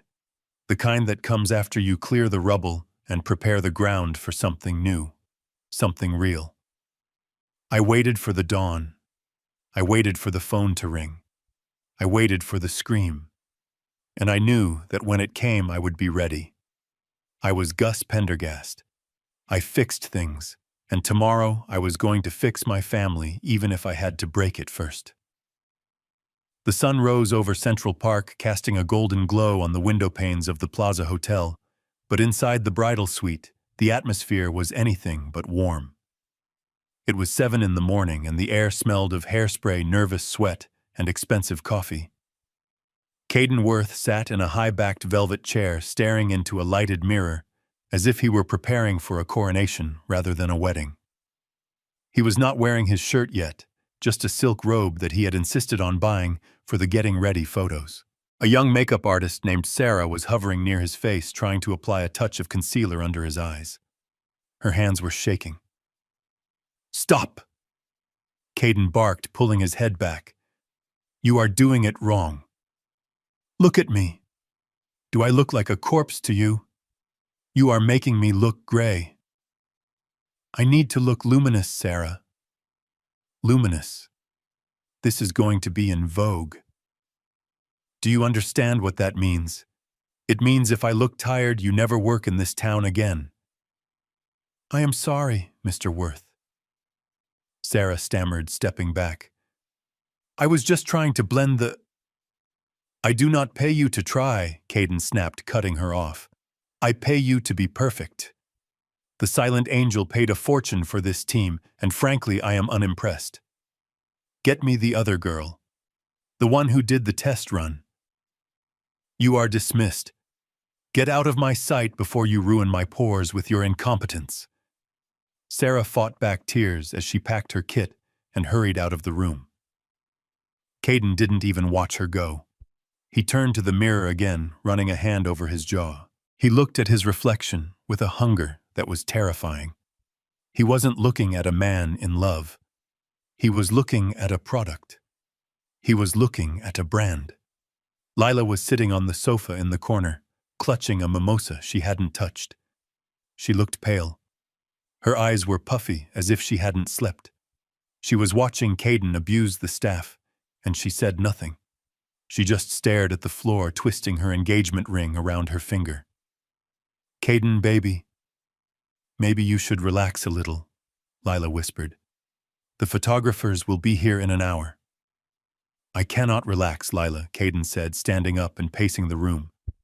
"Everything has to be perfect. The senator is coming. The CEO of TechCorp is coming. Do you know what that means for my agency? This isn't just a wedding. It is a launch party. It is my debut. And your father better not screw it up by showing his face at the wrong door. Did you text him? Did you make sure he knows the protocol?" "I told him," Lila said, her voice barely audible. "He knows." "Good," Caden said, checking his watch. "Now where is the hotel manager? He was supposed to be here 10 minutes ago to confirm the Champagne Tower logistics. I specifically asked for the vintage Dom Perignon to be chilled to exactly 40 degrees. If it is 41 degrees, I am sending it back." As if summoned by his arrogance, there was a knock at the door. It wasn't the polite, rhythmic knock of room service. It was a heavy, authoritative thud. Finally, Caden muttered, adjusting his robe. "Come in." The door opened. It wasn't a waiter with a silver tray. It was Mr. Sterling, the general manager of the Plaza. He was a man who had seen everything from royalty to rock stars, and he usually wore a mask of professional indifference. But this morning his face was pale. His lips were pressed into a thin white line. He wasn't alone. Behind him stood 2 large men in dark suits. They weren't hotel security. They looked like private contractors. "Mr. Sterling," Caden said, spreading his arms. "You are late. I hope you are here to tell me the ballroom is ready for my inspection. I have a very tight schedule." Mr. Sterling didn't smile. He didn't bow. He walked into the room and closed the door, leaving the two security guards standing guard in the hallway. He held a clipboard in his hand, and his knuckles were white as he gripped it. "Mr. Worth," Mr. Sterling said, his voice tight. "We need to speak, immediately." Caden frowned, sensing the shift in the air. He didn't like it. He didn't like being spoken to without deference. "We are speaking," Caden said. "What is the problem? Is it the flowers? If the orchids aren't white enough, replace them. I don't care about the cost. The foundation covers it." "There are no flowers, Mr. Worth," Mr. Sterling said. Caden laughed, a short, nervous sound. "What do you mean there are no flowers?" "I mean the florists have been ordered to cease operations," Mr. Sterling said. "They are packing up the trucks as we speak. The ballroom is being locked. The kitchen staff has been dismissed." Caden stared at him. The arrogance on his face faltered, replaced by a flicker of confusion. "Is this a joke?" Caden asked. "Because if this is a joke, it is not funny. I will call the donor right now. I will have your job." "Mr. Worth," Mr. Sterling stepped closer, his voice dropping to a harsh whisper. "There is no need to call anyone. We received a notification from our finance department 10 minutes ago. The wire transfer for the final balance of $500,000. It was flagged." "Flagged," Caden repeated the word, feeling foreign in his mouth. "Cancelled," Mr. Sterling corrected him. "The issuing bank sent a stop payment order. The Pendergast Foundation has revoked the grant. The funds have been frozen." Lila let out a small gasp from the sofa. She stood up, her hands trembling. "Revoked," she whispered. "That is impossible." "It gets worse," Mr. Sterling continued, ignoring her and keeping his eyes fixed on Caden. "When the wire failed, we attempted to run the credit card on file for the security deposit. Your personal American Express, Mr. Worth." Caden puffed out his chest. "That card has a $50,000 limit." "Run it again." "We did run it," Mr. Sterling said. 3 times. It was declined. Code red. That means the card hasn't just hit its limit. It means the issuer has flagged the account for fraudulent activity and insolvency. The account has been closed, Mr. Worth. The room went silent. The only sound was the hum of the air conditioner and the rapid breathing of Caden Worth. He looked at the manager, then at Lila, then at his own reflection in the mirror. The man in the mirror looked small. He looked scared. "This is a mistake," Caden shouted, his voice cracking. "Do you know who I am? I am Caden Worth. I have investors. I have a silent angel. This is a glitch, a banking error. You fix this. You fix this right now, or I will sue this hotel into the ground." Mr. Sterling did not flinch. He looked at Caden with a mixture of pity and disgust. "There is no error, sir," Mr. Sterling said. "We spoke directly to the Foundation's legal representative. He cited a violation of the Morals Clause. He said, and I quote, 'The beneficiary has been deemed unworthy of the investment due to gross mistreatment of staff and family.'" "Mistreatment," Caden sputtered. "I am a perfectionist. That is not a crime." "It is when you are spending someone else's money," Mr. Sterling said. "Now here is the reality of your situation. You have a balance of 0. You have vendors who are demanding payment for work already done. And you are currently occupying the most expensive suite in New York City without a valid method of payment." "So what are you saying?" Caden hissed. "I am saying you have 30 minutes to vacate the premises," Mr. Sterling said. "Vacate," Caden screamed. "My guests are arriving in 3 hours. My parents are downstairs having breakfast. You cannot kick me out. This is my wedding." "Not anymore, Mr. Sterling said. "It is just an unpaid bill. And Mr. Worth, if you are not out of this room in 30 minutes, I will have those gentlemen in the hallway escort you out. And they will not be gentle about it." Mr. Sterling turned on his heel and walked to the door. He paused with his hand on the knob. "Oh, and one more thing," he added, looking back. The valet just informed me that a tow truck arrived for the Aston Martin. Apparently, the lease was also guaranteed by the foundation. It is gone, Mr. Worth. He opened the door and left. Caden stood in the center of the room, trembling. The silence that followed was heavy and suffocating. He looked at Lila. He looked at her as if he expected her to fix it, as if he expected her to pull a checkbook out of her dress and make the nightmare go away. "Call him," Caden whispered. "Call your father." "My father." Lila asked, her voice hollow. "You told him not to come, Caden. You told him he was an embarrassment." "Call him," Caden screamed, grabbing a vase of white roses and hurling it against the wall. The glass shattered, water and petals exploding across the carpet. "Call the old man. He has savings, doesn't he? He has that house. Get him on the phone. Tell him we need a loan. Tell him I will pay him back double next month. Just get me the money, Lila. Do not just stand there, you stupid girl. Fix this." Lila looked at the shattered glass. She looked at the man she was supposed to marry, the man who was worried about his image while his world burned. She reached for her phone, her fingers shaking so badly she almost dropped it. She dialed the number. She put it to her ear. She prayed he would answer. She prayed the mechanic could save the prince.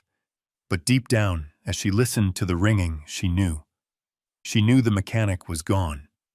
And all that was left was the bill. The hallway leading to the grand ballroom at the plaza is usually a corridor of anticipation, a red-carpeted path toward a dream. But for Caden Worth, it had become a tunnel of horrors. He sprinted down the hallway, his unbuttoned silk robe flapping behind him like the broken wings of a fallen angel.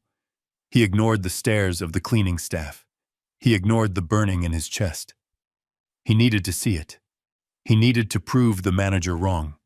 He needed to prove that the universe had not just conspired to bankrupt him in the span of a single morning. He burst through the double doors and stopped dead in his tracks. The scene before him was not a wedding preparation. It was an autopsy. The ballroom was a hive of activity, but it was the wrong kind of motion. Instead of building up, they were tearing down. A team of florists in black aprons was moving with military precision, dismantling the floral arch that had cost $40,000. They were pulling the rare white orchids out of the oasis foam by the handful, tossing them into large gray plastic bins like common weeds. The sound of stems snapping echoed in the cavernous room, a dry, brittle noise that sounded like breaking bones. "Stop!" Caden screamed, running toward the stage. "What are you doing? Those are my flowers. Do not touch them." The head florist, a woman named Elena, who had spent 3 months listening to Caden lecture her on the exact shade of ivory she should use, didn't even look up. She continued stripping the centerpieces off table 4. "They are not your flowers, Mr. Worth," Elena said, her voice flat and devoid of the patience she had feigned for weeks. "They are the property of Botanical Designs until the final invoice is paid. The invoice has been voided. The flowers go back to the greenhouse." "Put them back," Caden shouted, grabbing her arm. "I command you to put them back. The money is coming. It is a wire transfer delay. You cannot do this." Elena pulled her arm away, her eyes flashing. "Do not touch me, and do not lie to me. We got the call. The Pendergast Foundation didn't just delay the payment. They flagged the account. They told us to recover the inventory immediately to mitigate loss." She turned her back on him and dropped a crystal vase into a padded crate. The sound of the heavy glass settling was final. Caden spun around, looking for an ally, looking for anyone who would listen to him. He saw the catering team near the service entrance. They weren't setting tables. They were clearing them. The silver chargers were being stacked. The linen napkins folded into swans were being shaken out and thrown into laundry bags. "Wait," Caden yelled, running across the dance floor, slipping slightly in his expensive loafers. Chef Henri, where is the food? Where is the lobster?" Chef Henri, the man Caden had bragged about securing the man who had cooked for presidents, emerged from the kitchen doors. He was wiping his hands on a towel. He wasn't wearing his tall toque. He was wearing a baseball cap and a windbreaker over his whites. "The kitchen is closed, Monsieur Worth," the chef said. "The ovens are off." "But the lobster," Caden pleaded, his voice cracking. "The Wagyu beef, it was already prepping. I saw the schedule. You cannot just throw it away." "We are not throwing it away," the chef said calmly. "The foundation left specific instructions. Since they paid the deposit for the raw ingredients, they retain ownership of the product. A refrigerated truck is arriving in 10 minutes. The food is being donated to a soup kitchen in the Bronx, a soup kitchen." Caden gasped. "You are giving my Wagyu to the homeless." "It is not your Wagyu," the chef corrected him. "It belongs to the man who signed the check. And he seems to think that people who are actually hungry deserve it more than you do." "Good day, sir." The chef walked away, leaving Caden standing alone on the empty dance floor. The silence was creeping in. The ambient noise of a busy event setup, the clinking of glasses, the tuning of instruments, the hum of anticipation was gone. It was replaced by the squeak of rubber wheels on the parquet floor as the sound crew rolled the speakers away. "The band," Caden muttered. "The orchestra." He looked toward the stage.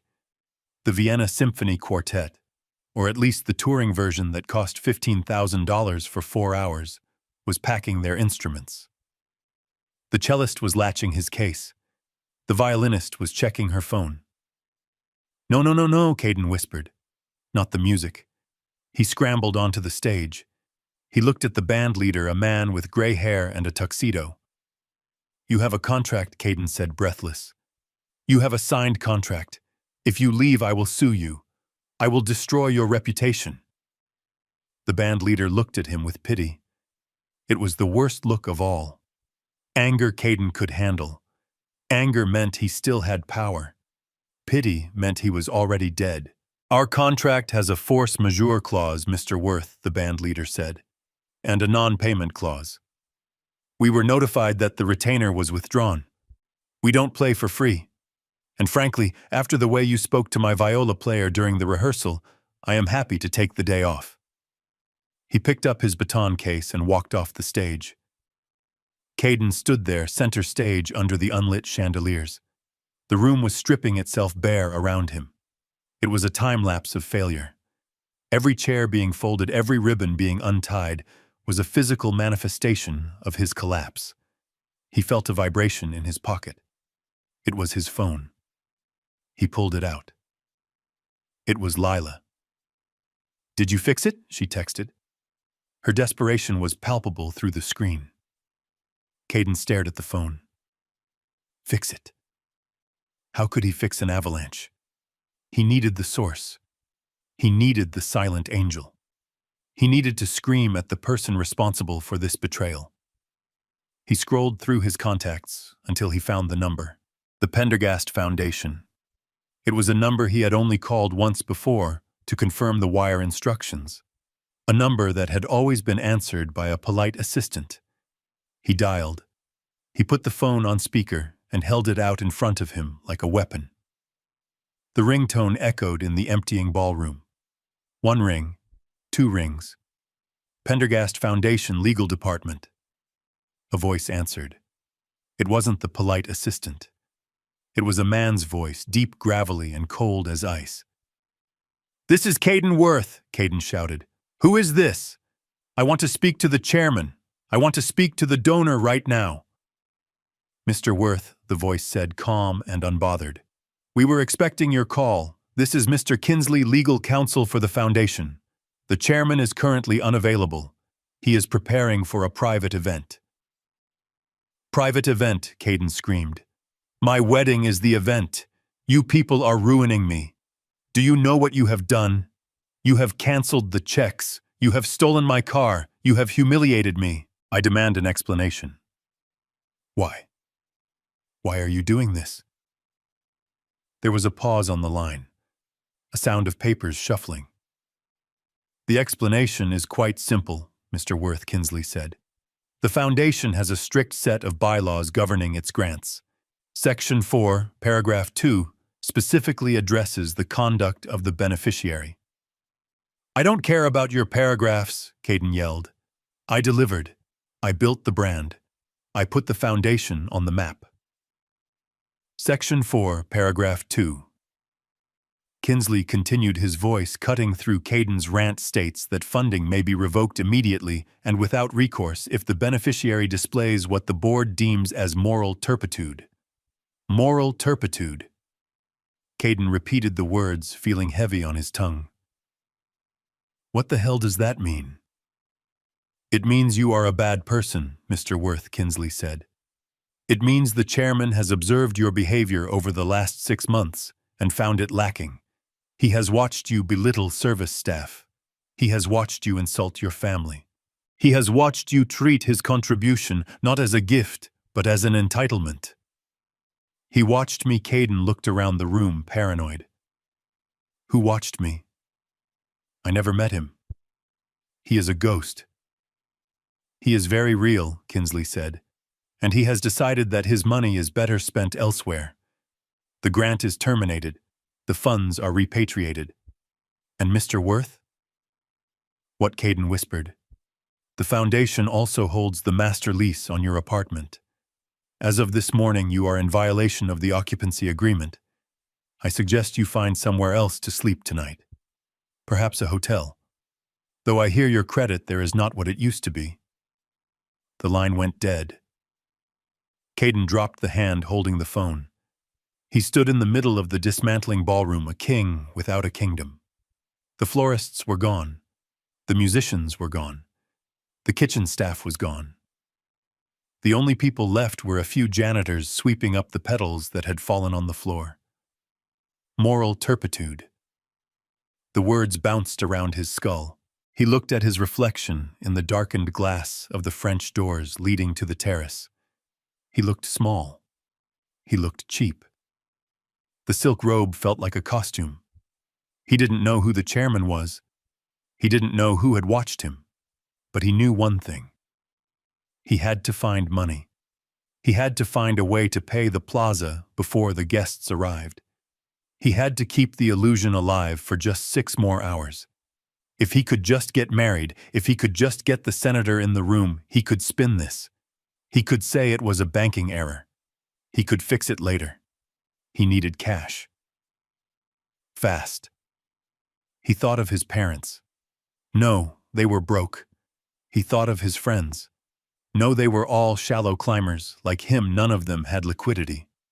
Then he thought of the one person he had dismissed, the one person he had banned, the one person who Lila said had savings. Gus, the mechanic. The old man lived like a pauper, but Lila said he had owned that land for 40 years. He had no mortgage. He had a pension. He might have equity. It was a long shot, a desperate shot, but it was the only shot he had. Caden ran his hand through his hair, messing up the perfect style. He grabbed his phone again. He dialed Lila. "Where is your father?" he demanded the moment she answered. He is at home, I think." Lila sniffled. "Why?" "We are going to see him," Caden said, marching toward the exit of the ballroom, his bare feet slapping against the wood. "Get dressed. We are going to Queens." But Caden, Lila cried. "The guests, the wedding." "Screw the wedding," Caden shouted. "We are going to get the money. We are going to get it from the only person stupid enough to give it to us. We are going to bleed the mechanic dry." He hung up. He didn't know that he wasn't going to bleed the mechanic. He didn't know that he was driving straight into the lion's den. He didn't know that the man he called a mechanic was currently icing down a keg of beer for the very senator Caden was trying to impress. Caden Worth ran out of the ballroom, leaving the ruins of his fantasy behind. He was going to Queens. He was going to demand what he thought he deserved. And he had absolutely no idea that he was about to walk into the biggest surprise of his life. The dominoes had fallen. Now it was time for the crash. Caden Worth did not make it to the street immediately. He was sprinting through the lobby of the plaza, blinded by panic, when he nearly collided with a bellhop cart, piled high with Louis Vuitton luggage. Standing next to the cart, looking confused and slightly annoyed, were his parents Preston and Victoria Worth. They were dressed for a wedding that was no longer happening. Victoria was wearing a pale pink dress and a hat that looked like a flying saucer. Preston was adjusting his cummerbund, his face flushed from the exertion of existing. They were Caden's last hope. They were the safety net he had never used, because he wanted to prove he could fly on his own. But now that he was falling, he reached for them with desperate hands.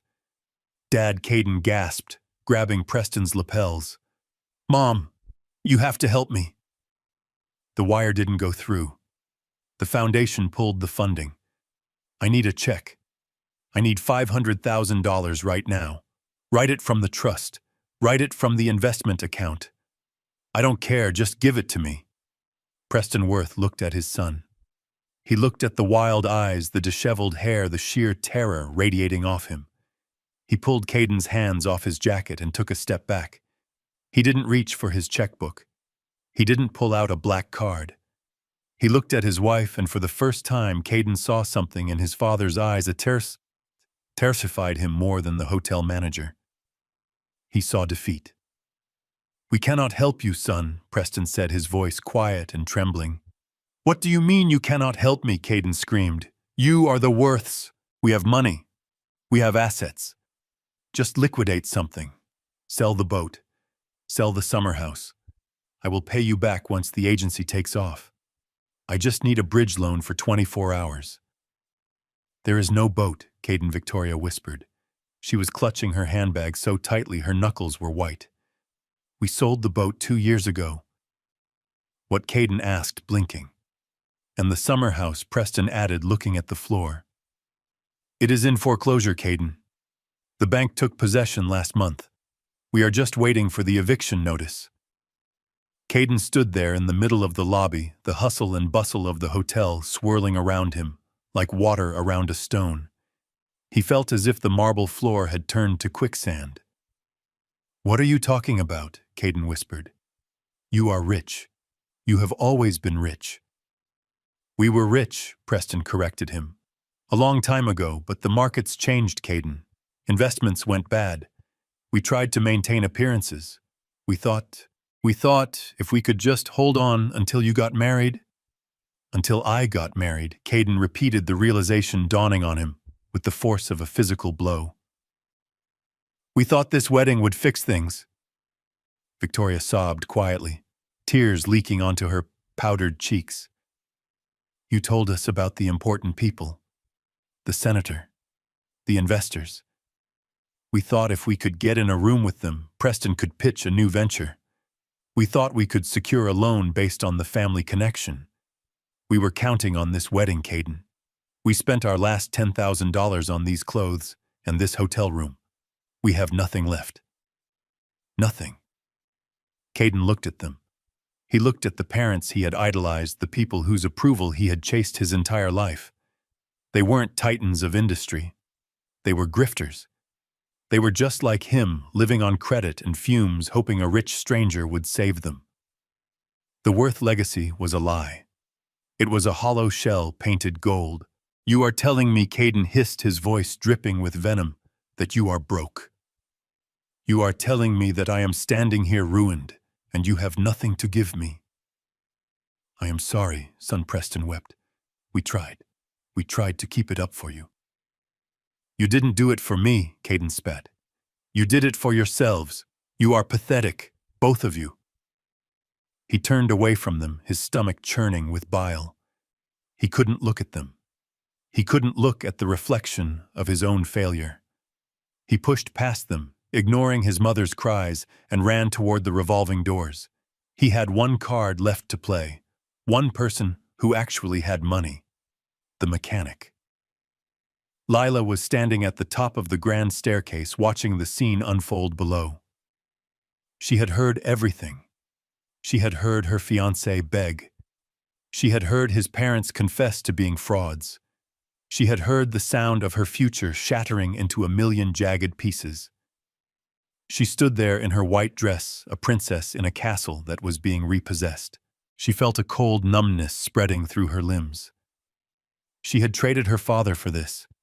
She had traded the man who worked 18 hours a day to pay for her braces for a family of con artists who viewed her wedding as a networking event. She needed her dad. She needed him to tell her it was going to be okay. She needed him to fix it the way he used to fix her bike chains and her broken toys. She pulled her phone from her pocket. Her fingers were slippery with sweat. She dialed his number. "Please answer," she whispered. "Please, Daddy, pick up." It rang. 1 ring, 2 rings, 3 rings. Then it clicked. But it wasn't his voice. It was the voicemail. "You have reached Gus Pendergast," the automated voice said. "I am currently unavailable. I have gone fishing. Leave a message."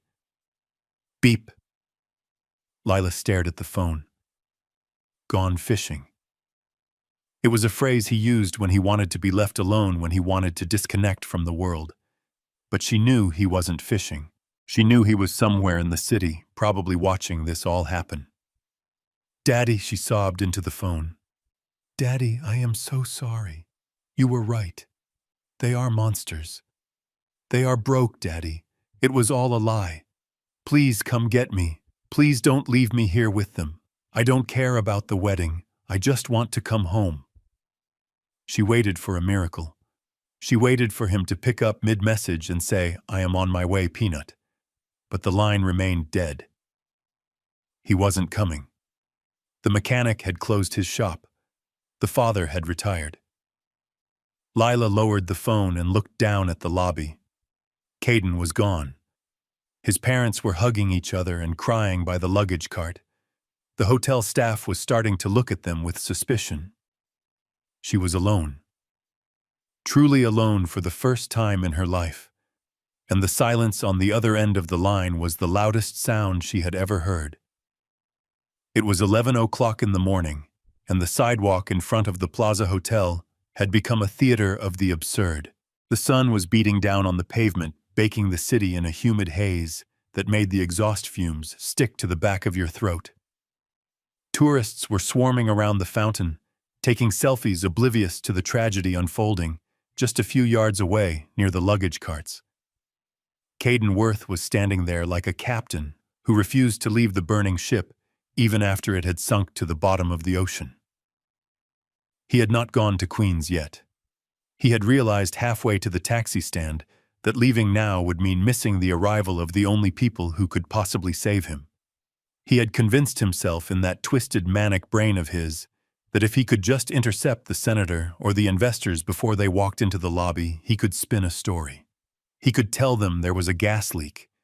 He could tell them there was a security threat. He could tell them anything as long as it kept them from finding out that he was penniless. He looked terrible. The midnight blue tuxedo was wrinkled and stained with sweat.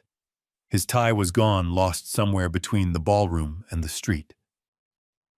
He was pacing back and forth in front of the revolving doors, ignoring the doormen who were watching him with open hostility.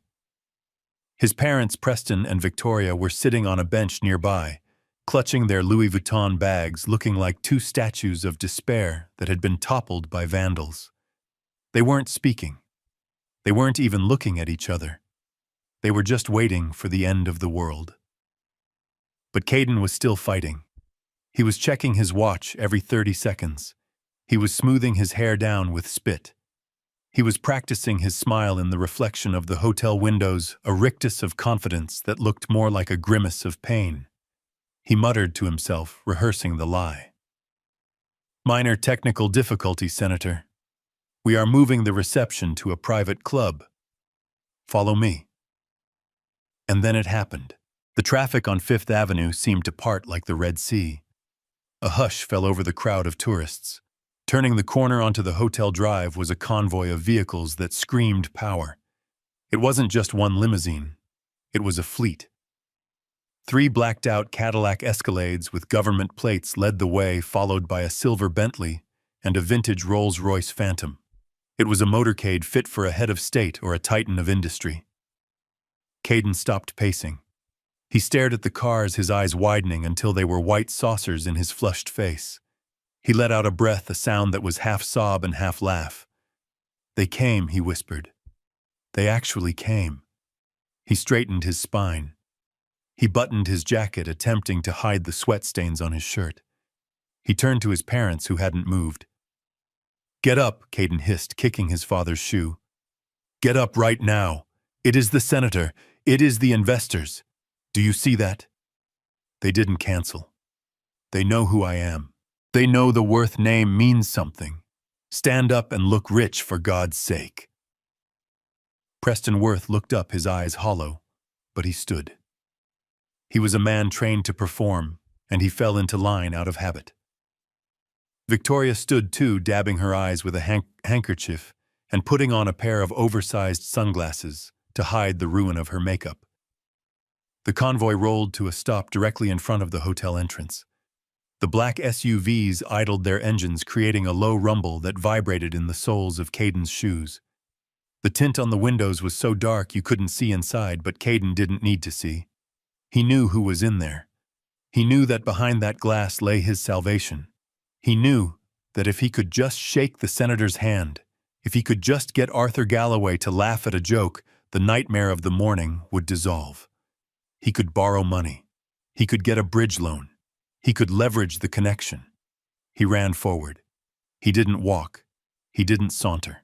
He ran, pushing a bellhop out of the way. He approached the lead SUV, his arms spread wide in a gesture of welcoming benevolence, as if he were the lord of the manor, greeting weary travelers. Senator Caden shouted, his voice cracking with relief. "Mr. Galloway, welcome. Welcome to the main event." The door of the first SUV opened. A security detail stepped out, first a man with a thick neck and sunglasses, who looked at Caden the way a boot looks at a bug. He held up a hand, stopping Caden 3 feet from the vehicle. "Step back, sir," the guard said. Caden laughed nervously. "It is okay. I am the groom. I am Caden Worth. They are here for me. Tell them Caden is here." The guard didn't move. He didn't even blink. He simply held his position, creating a wall between Caden and the door. From the second vehicle, the silver Bentley Arthur Galloway emerged. The CEO of Metro Bank looked impeccable in a charcoal suit, his silver hair catching the sunlight.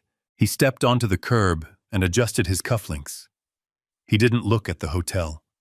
He didn't look at the tourists. He looked straight ahead, scanning the area with the intensity of a hawk searching for prey. Arthur Caden yelled, waving his hand over the guard's shoulder. "Arthur, over here. It is me, Caden. I am so glad you made it. We have had a slight change of plans regarding the venue. Just a minor hiccup with the electrical grid inside, but do not worry. I have arranged for transport to a secondary location." Galloway turned his head. He looked at Caden. It wasn't a look of recognition.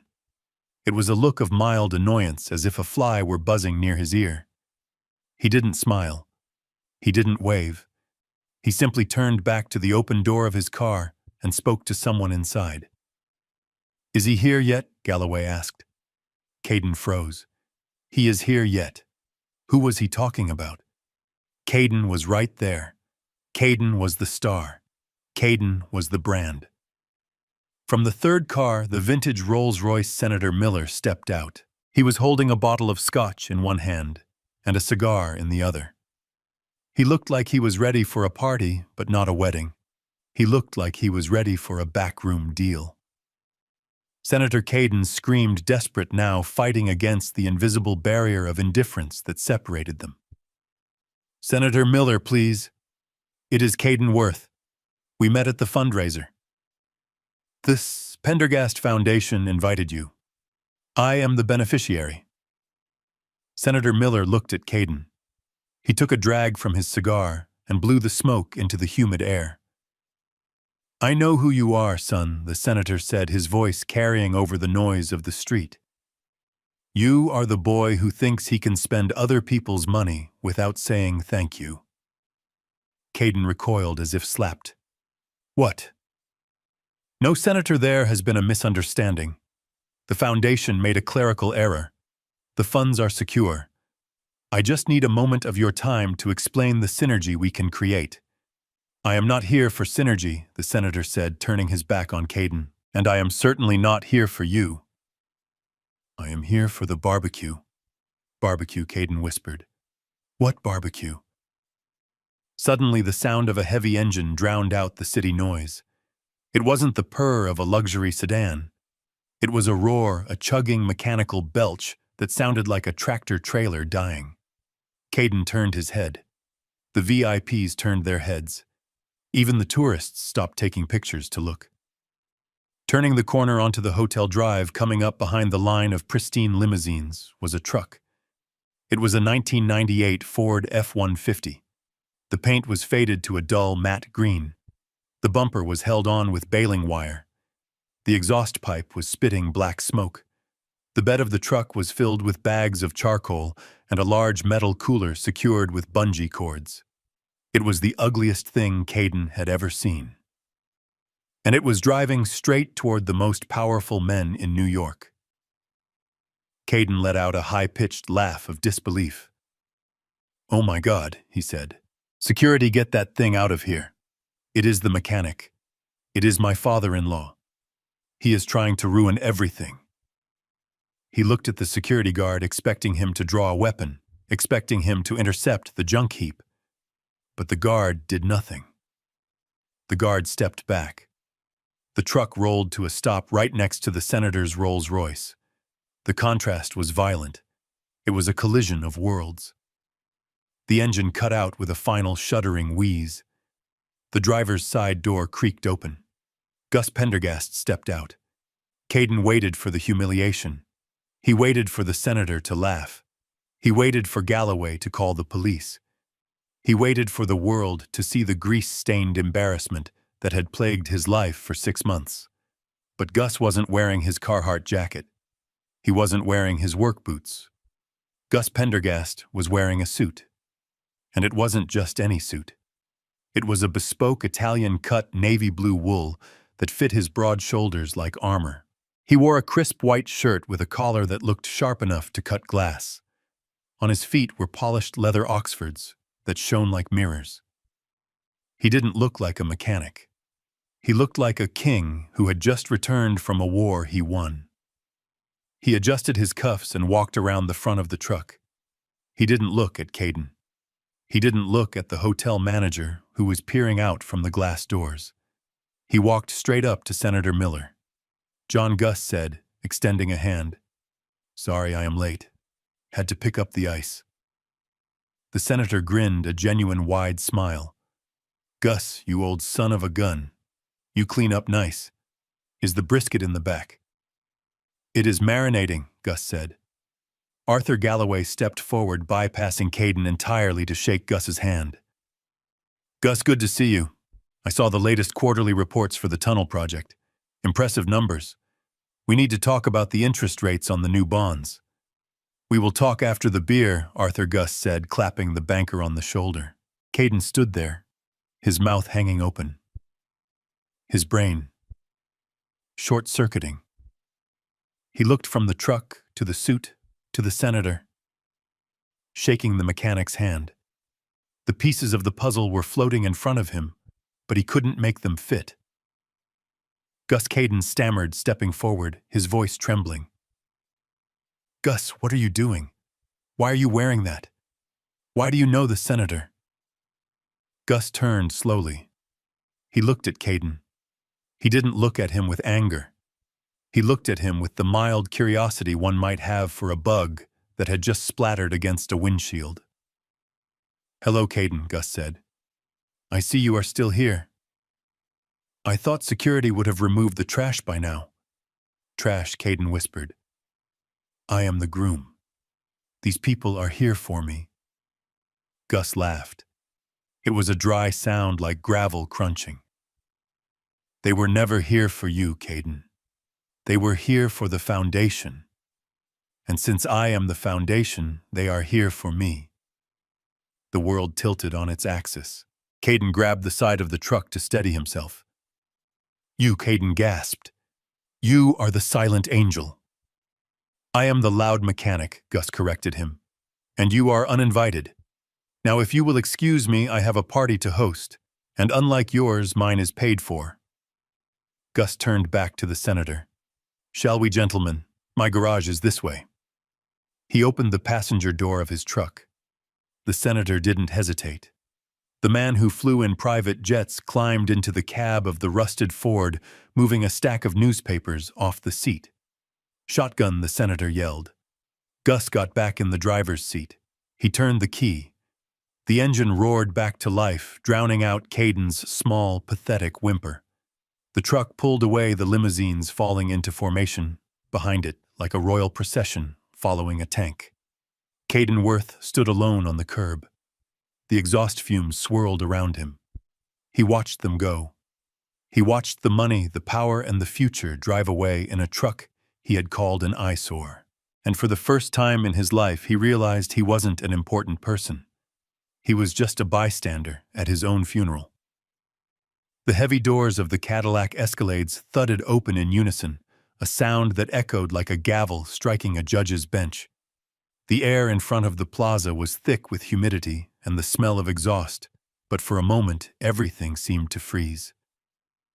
Caden Worth stood there, his arms half raised in a greeting that would never be completed, his smile frozen in a rictus of desperate hope. He looked like a man trying to catch rain in a sieve. He watched as the security detail stepped out, first scanning the perimeter with professional indifference, their eyes sliding over Caden, as if he were part of the architecture, just a crumbling statue on the sidewalk. Arthur Galloway was the first of the titans to step onto the pavement. The CEO of Metrobank adjusted his jacket, the charcoal wool absorbing the harsh sunlight. He didn't look at the hotel. He didn't look at the tourists. He certainly didn't look at the frantic groom who was practically vibrating with need just 3 feet away. Caden lunged forward, his voice cracking as he called out the banker's name again, trying to bridge the gap between his delusion and reality. Arthur Caden gasped, stepping into Galloway's path. Thank God you are here.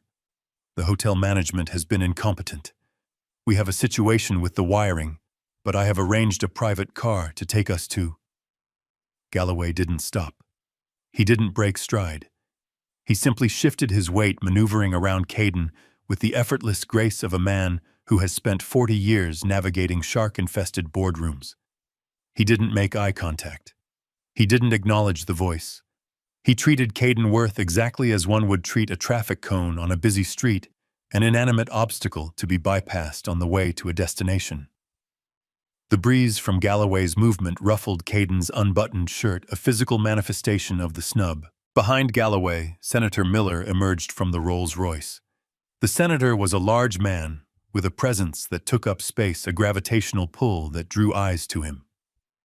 He took a drag from his cigar, the smoke curling around his silver hair.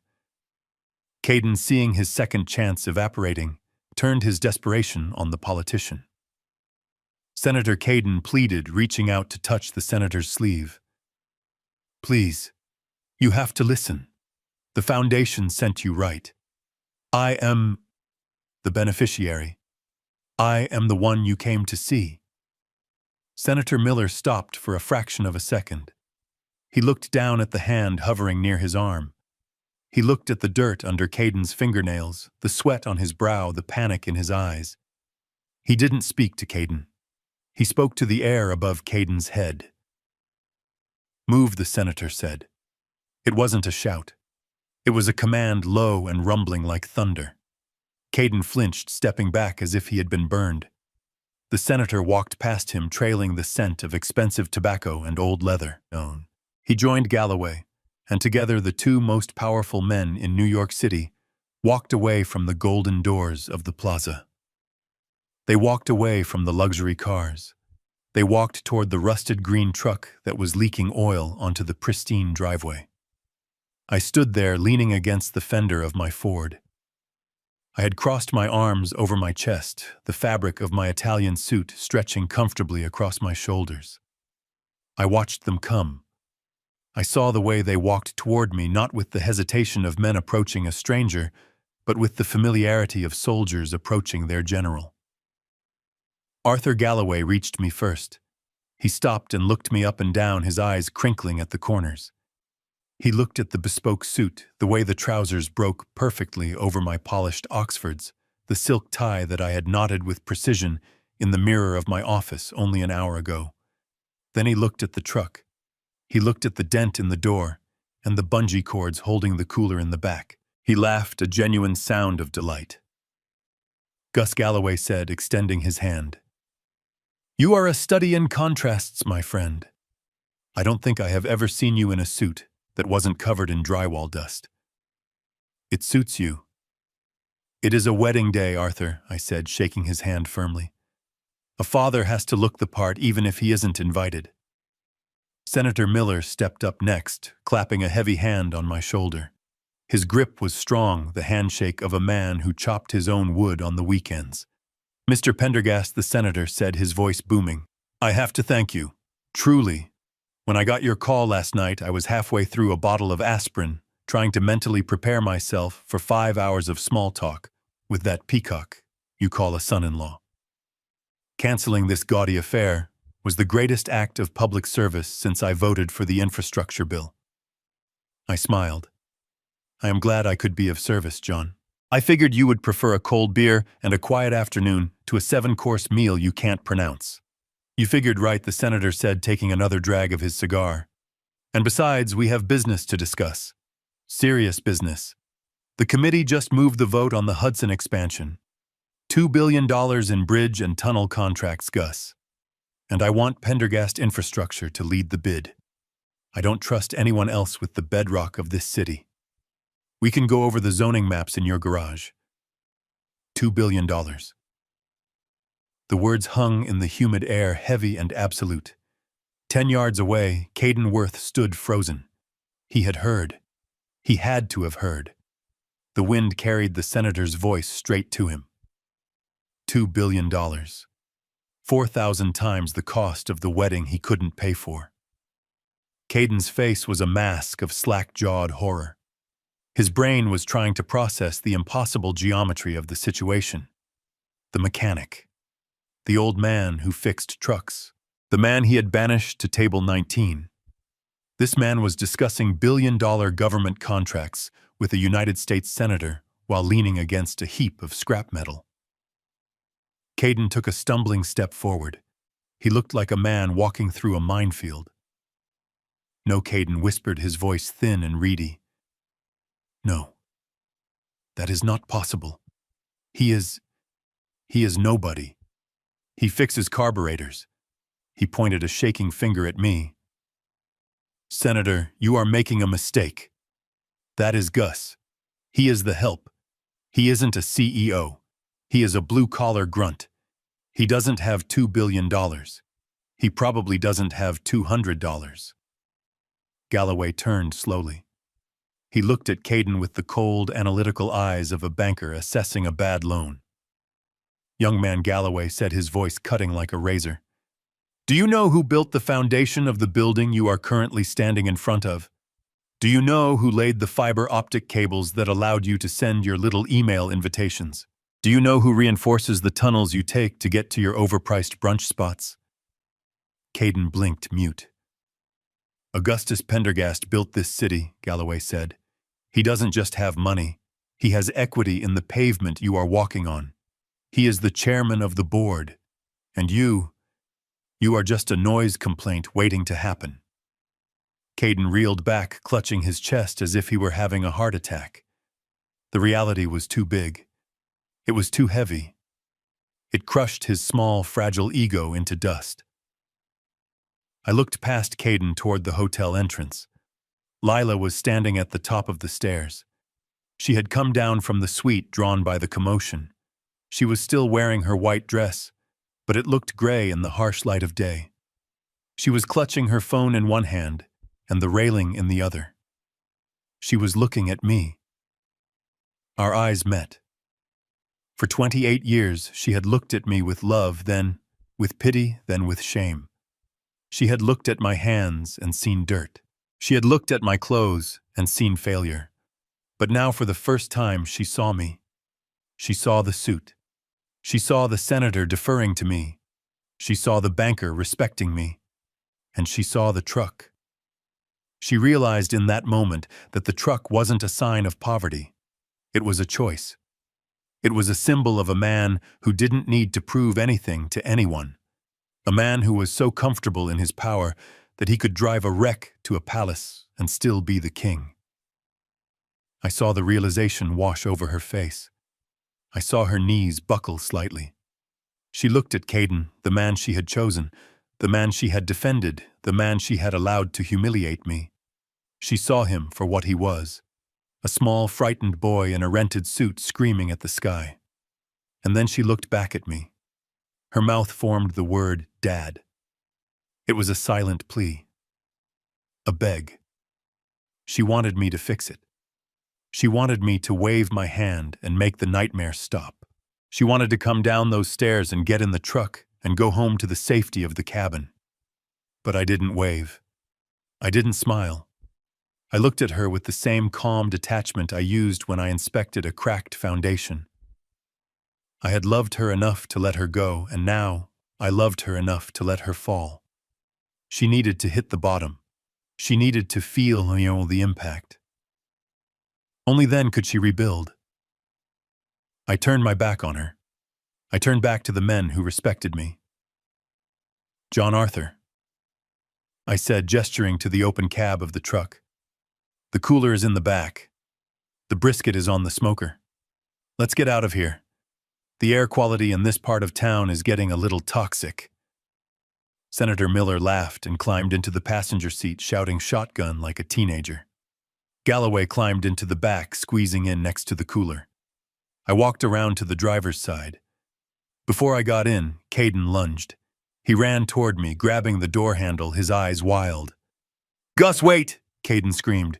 "Wait, we can talk. I can explain." The silent angel thing.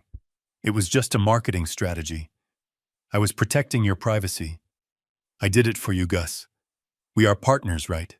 We are family. $2 billion, Gus. Think of what my agency could do with that account. I can rebrand you. I can make you famous. I looked at his hand on my door. I looked at his desperate, sweating face. "Remove your hand, Caden," I said softly, "or I will remove it for you." He let go instantly, backing away, his hands in the air. "You are fired, Caden," I said. Fired, Caden blinked. "I don't work for you. I have my own agency." "I bought your agency this morning," I said. "It was a subsidiary of a holding company I acquired last week. I just didn't get around to looking at the personnel files until an hour ago. Your agency is being dissolved. Your non-compete clause is effective immediately.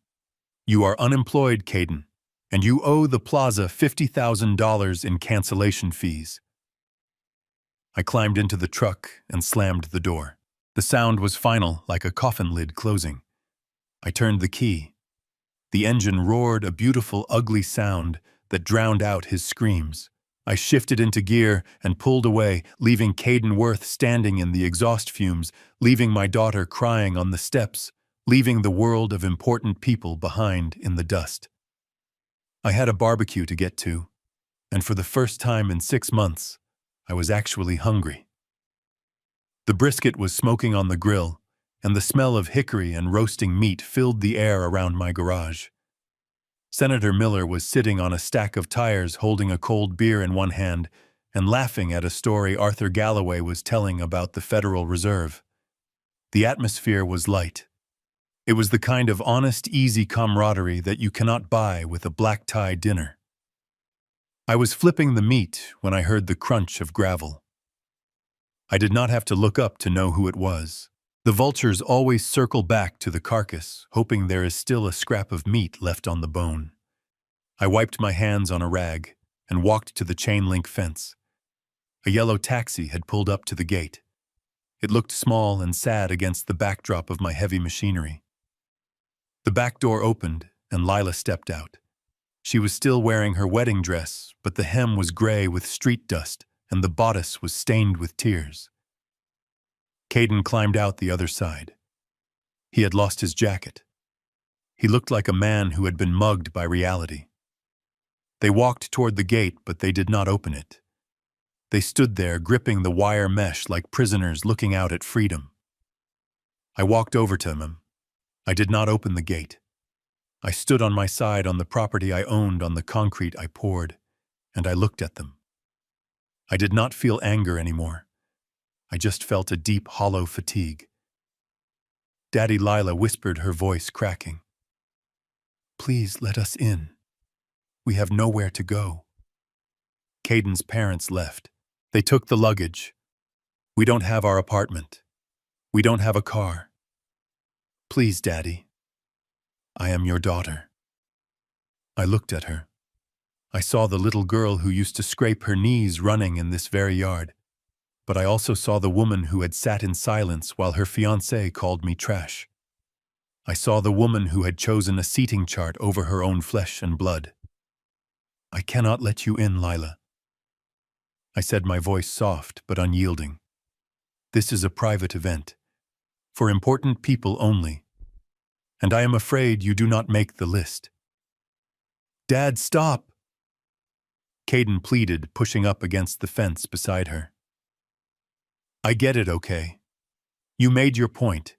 You are powerful. You are the man. You win. Now open the gate. We need to figure out our next move. I need to call my lawyers. I need to fix this agency mess. We are partners, Gus. We are family." I reached into the pocket of my jeans. I pulled out a folded piece of paper. It wasn't a check. It was an invoice printed on the letterhead of the Plaza Hotel, which Kinsley had handed me before we left the war room. I unfolded it and slid it through the diamond-shaped gap in the fence. "I am not your partner, Caden," I said. "And we are not family. Family protects each other. You tried to erase me." Caden took the paper. His hands were shaking so bad, he almost dropped it. He stared at the numbers.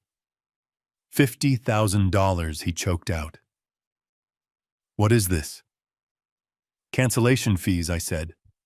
"The foundation covered the deposit, but the contract stipulates that any fees incurred from a same-day cancellation due to breach of conduct are the sole responsibility of the signing party. That is you, Caden.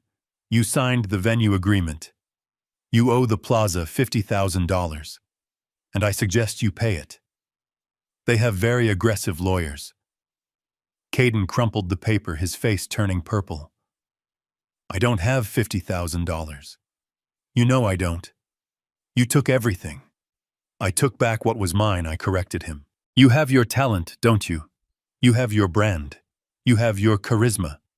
Surely a man of your genius can raise $50,000. Maybe you can lease a solution." Lila dropped to her knees in the dirt. The white dress billowed around her like a dying flower. She grabbed the chain-link fence, her fingers curling around the cold metal. "Daddy, please," she sobbed, loud, ugly sobs that shook her shoulders. "I am sorry. I am so sorry. I was stupid. I was weak. I just wanted to someone. I just wanted to fit in. He told me this was how the world worked. He told me I had to choose. I chose wrong, Daddy. Please, help me. Fix it. Just pay the bill. I will work for you. I will do anything. Just make it stop." I looked down at her. It would have been so easy to open the gate. It would have been so easy to write one more check to smooth it over to let her come back into the warmth. But I knew that if I did that, I would be robbing her. I would be robbing her of the lesson. I would be robbing her of the chance to actually grow up. I crouched down so I was eye level with her through the fence. "Lila," I said gently, "you wanted to be an important person. You told me that yourself. You wanted the status. You wanted the photos." She nodded blindly, tears streaming down her face. "Well, Peanut," I said, using her childhood nickname for the last time. "This is the part they don't tell you in the magazines. Being an important person isn't about the champagne or the parties. It is about carrying the weight. It is about cleaning up your own messes." Important people take responsibility. They don't call their daddy when the bill comes. But I can't, she whispered. I can't do it alone. Then you better learn fast, I said, standing up. Because you are alone, Lila. You married a fraud and you alienated your father. You are standing in the dirt in a ruined dress with a debt you cannot pay. That is your reality. Own it. I turned away from the fence. Daddy, wait, Lila screamed. Where are you going? I am going back to my guests, I said over my shoulder. The senator likes his brisket rare. I walked back toward the grill, the sound of her crying fading behind me. I didn't look back. I picked up my tongs. I flipped the meat. The senator raised his beer in a toast. I raised mine back. The sun was high and hot. The air smelled of smoke and freedom. I had lost a daughter, but I had regained my dignity. And as I took a drink of the cold, cheap beer, I knew that for the first time in a long time I was exactly where I belonged. The barbecue did not last all night. Men like Senator Miller and Arthur Galloway do not linger once the deal is done and the alliance is cemented. After an hour of eating brisket off paper plates and mapping out the future of the eastern seaboard on napkins, the senator checked his watch. He did not ask for a town car. He did not call his driver. He looked at me and jerked his thumb toward the horizon, where the sun was beginning its long descent over the Manhattan skyline. Drive us back to the city, Gus, the senator said. I want to see the bridge from the lower deck. I want to see what we are buying. We piled back into the Ford. The suspension creaked, but held. I started the engine, and the vibration felt different this time. It didn't feel like an old machine struggling to work. It felt like a heartbeat. It felt like power. I shifted into drive and rolled toward the gate. Earl, my head of security, had already stepped out of the guard booth. He was a man of few words and efficient action. He had opened the heavy chain-link gate, but he hadn't moved out of the way. He was standing over Caden Worth, who was sitting in the gravel, his head in his hands, defeated. Earl's hand was resting lightly on his holster, a silent warning that the time for screaming was over. As the truck rolled past, Caden looked up. His face was streaked with dirt and tears. He looked at the senator in the passenger seat. He looked at the banker in the back. He looked at me. He didn't say a word. He didn't have any words left. He just watched the life he thought he deserved roll by him in a cloud of diesel smoke. Lila was standing a few feet away. The wind was whipping the layers of her ruined wedding dress around her legs. She looked small. She looked like a ghost haunting a construction site. She wasn't crying anymore. She was just staring at the open road, staring at the space where I used to be. I didn't stop. I didn't tap the brakes. I looked at her one last time in the side mirror. I saw my daughter standing alone in the dust, a bride without a groom, a princess without a castle. I saw the image of her standing in the empty ballroom of the plaza, mirrored in the desolation of the construction yard. She had wanted a fairy tale ending. She got a reality check. I turned my eyes back to the road. The sun was setting, painting the sky in brilliant streaks of violet and gold. The city was waiting. The work was waiting.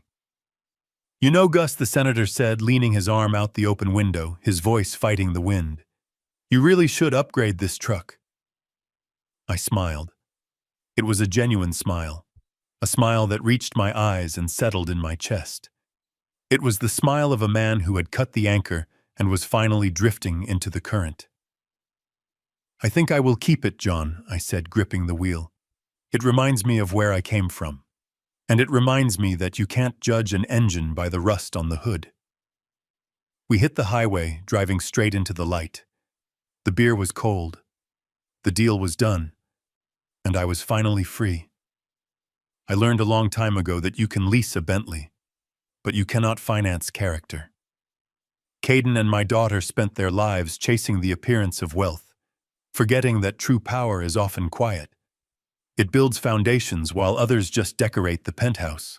They wanted to be important people, But they failed to understand that importance isn't determined by a guest list or a zip code. It is defined by how you treat the man holding the shovel. Today, I lost a daughter, and that silence in my heart is heavy. But I regained my self-respect. And sometimes, walking away is the only way to teach a child how to finally stand on their own 2 feet. If you believe respect is earned and not bought, hit that like button and subscribe for more stories from the garage. And tell me in the comments, would you have opened the gate for them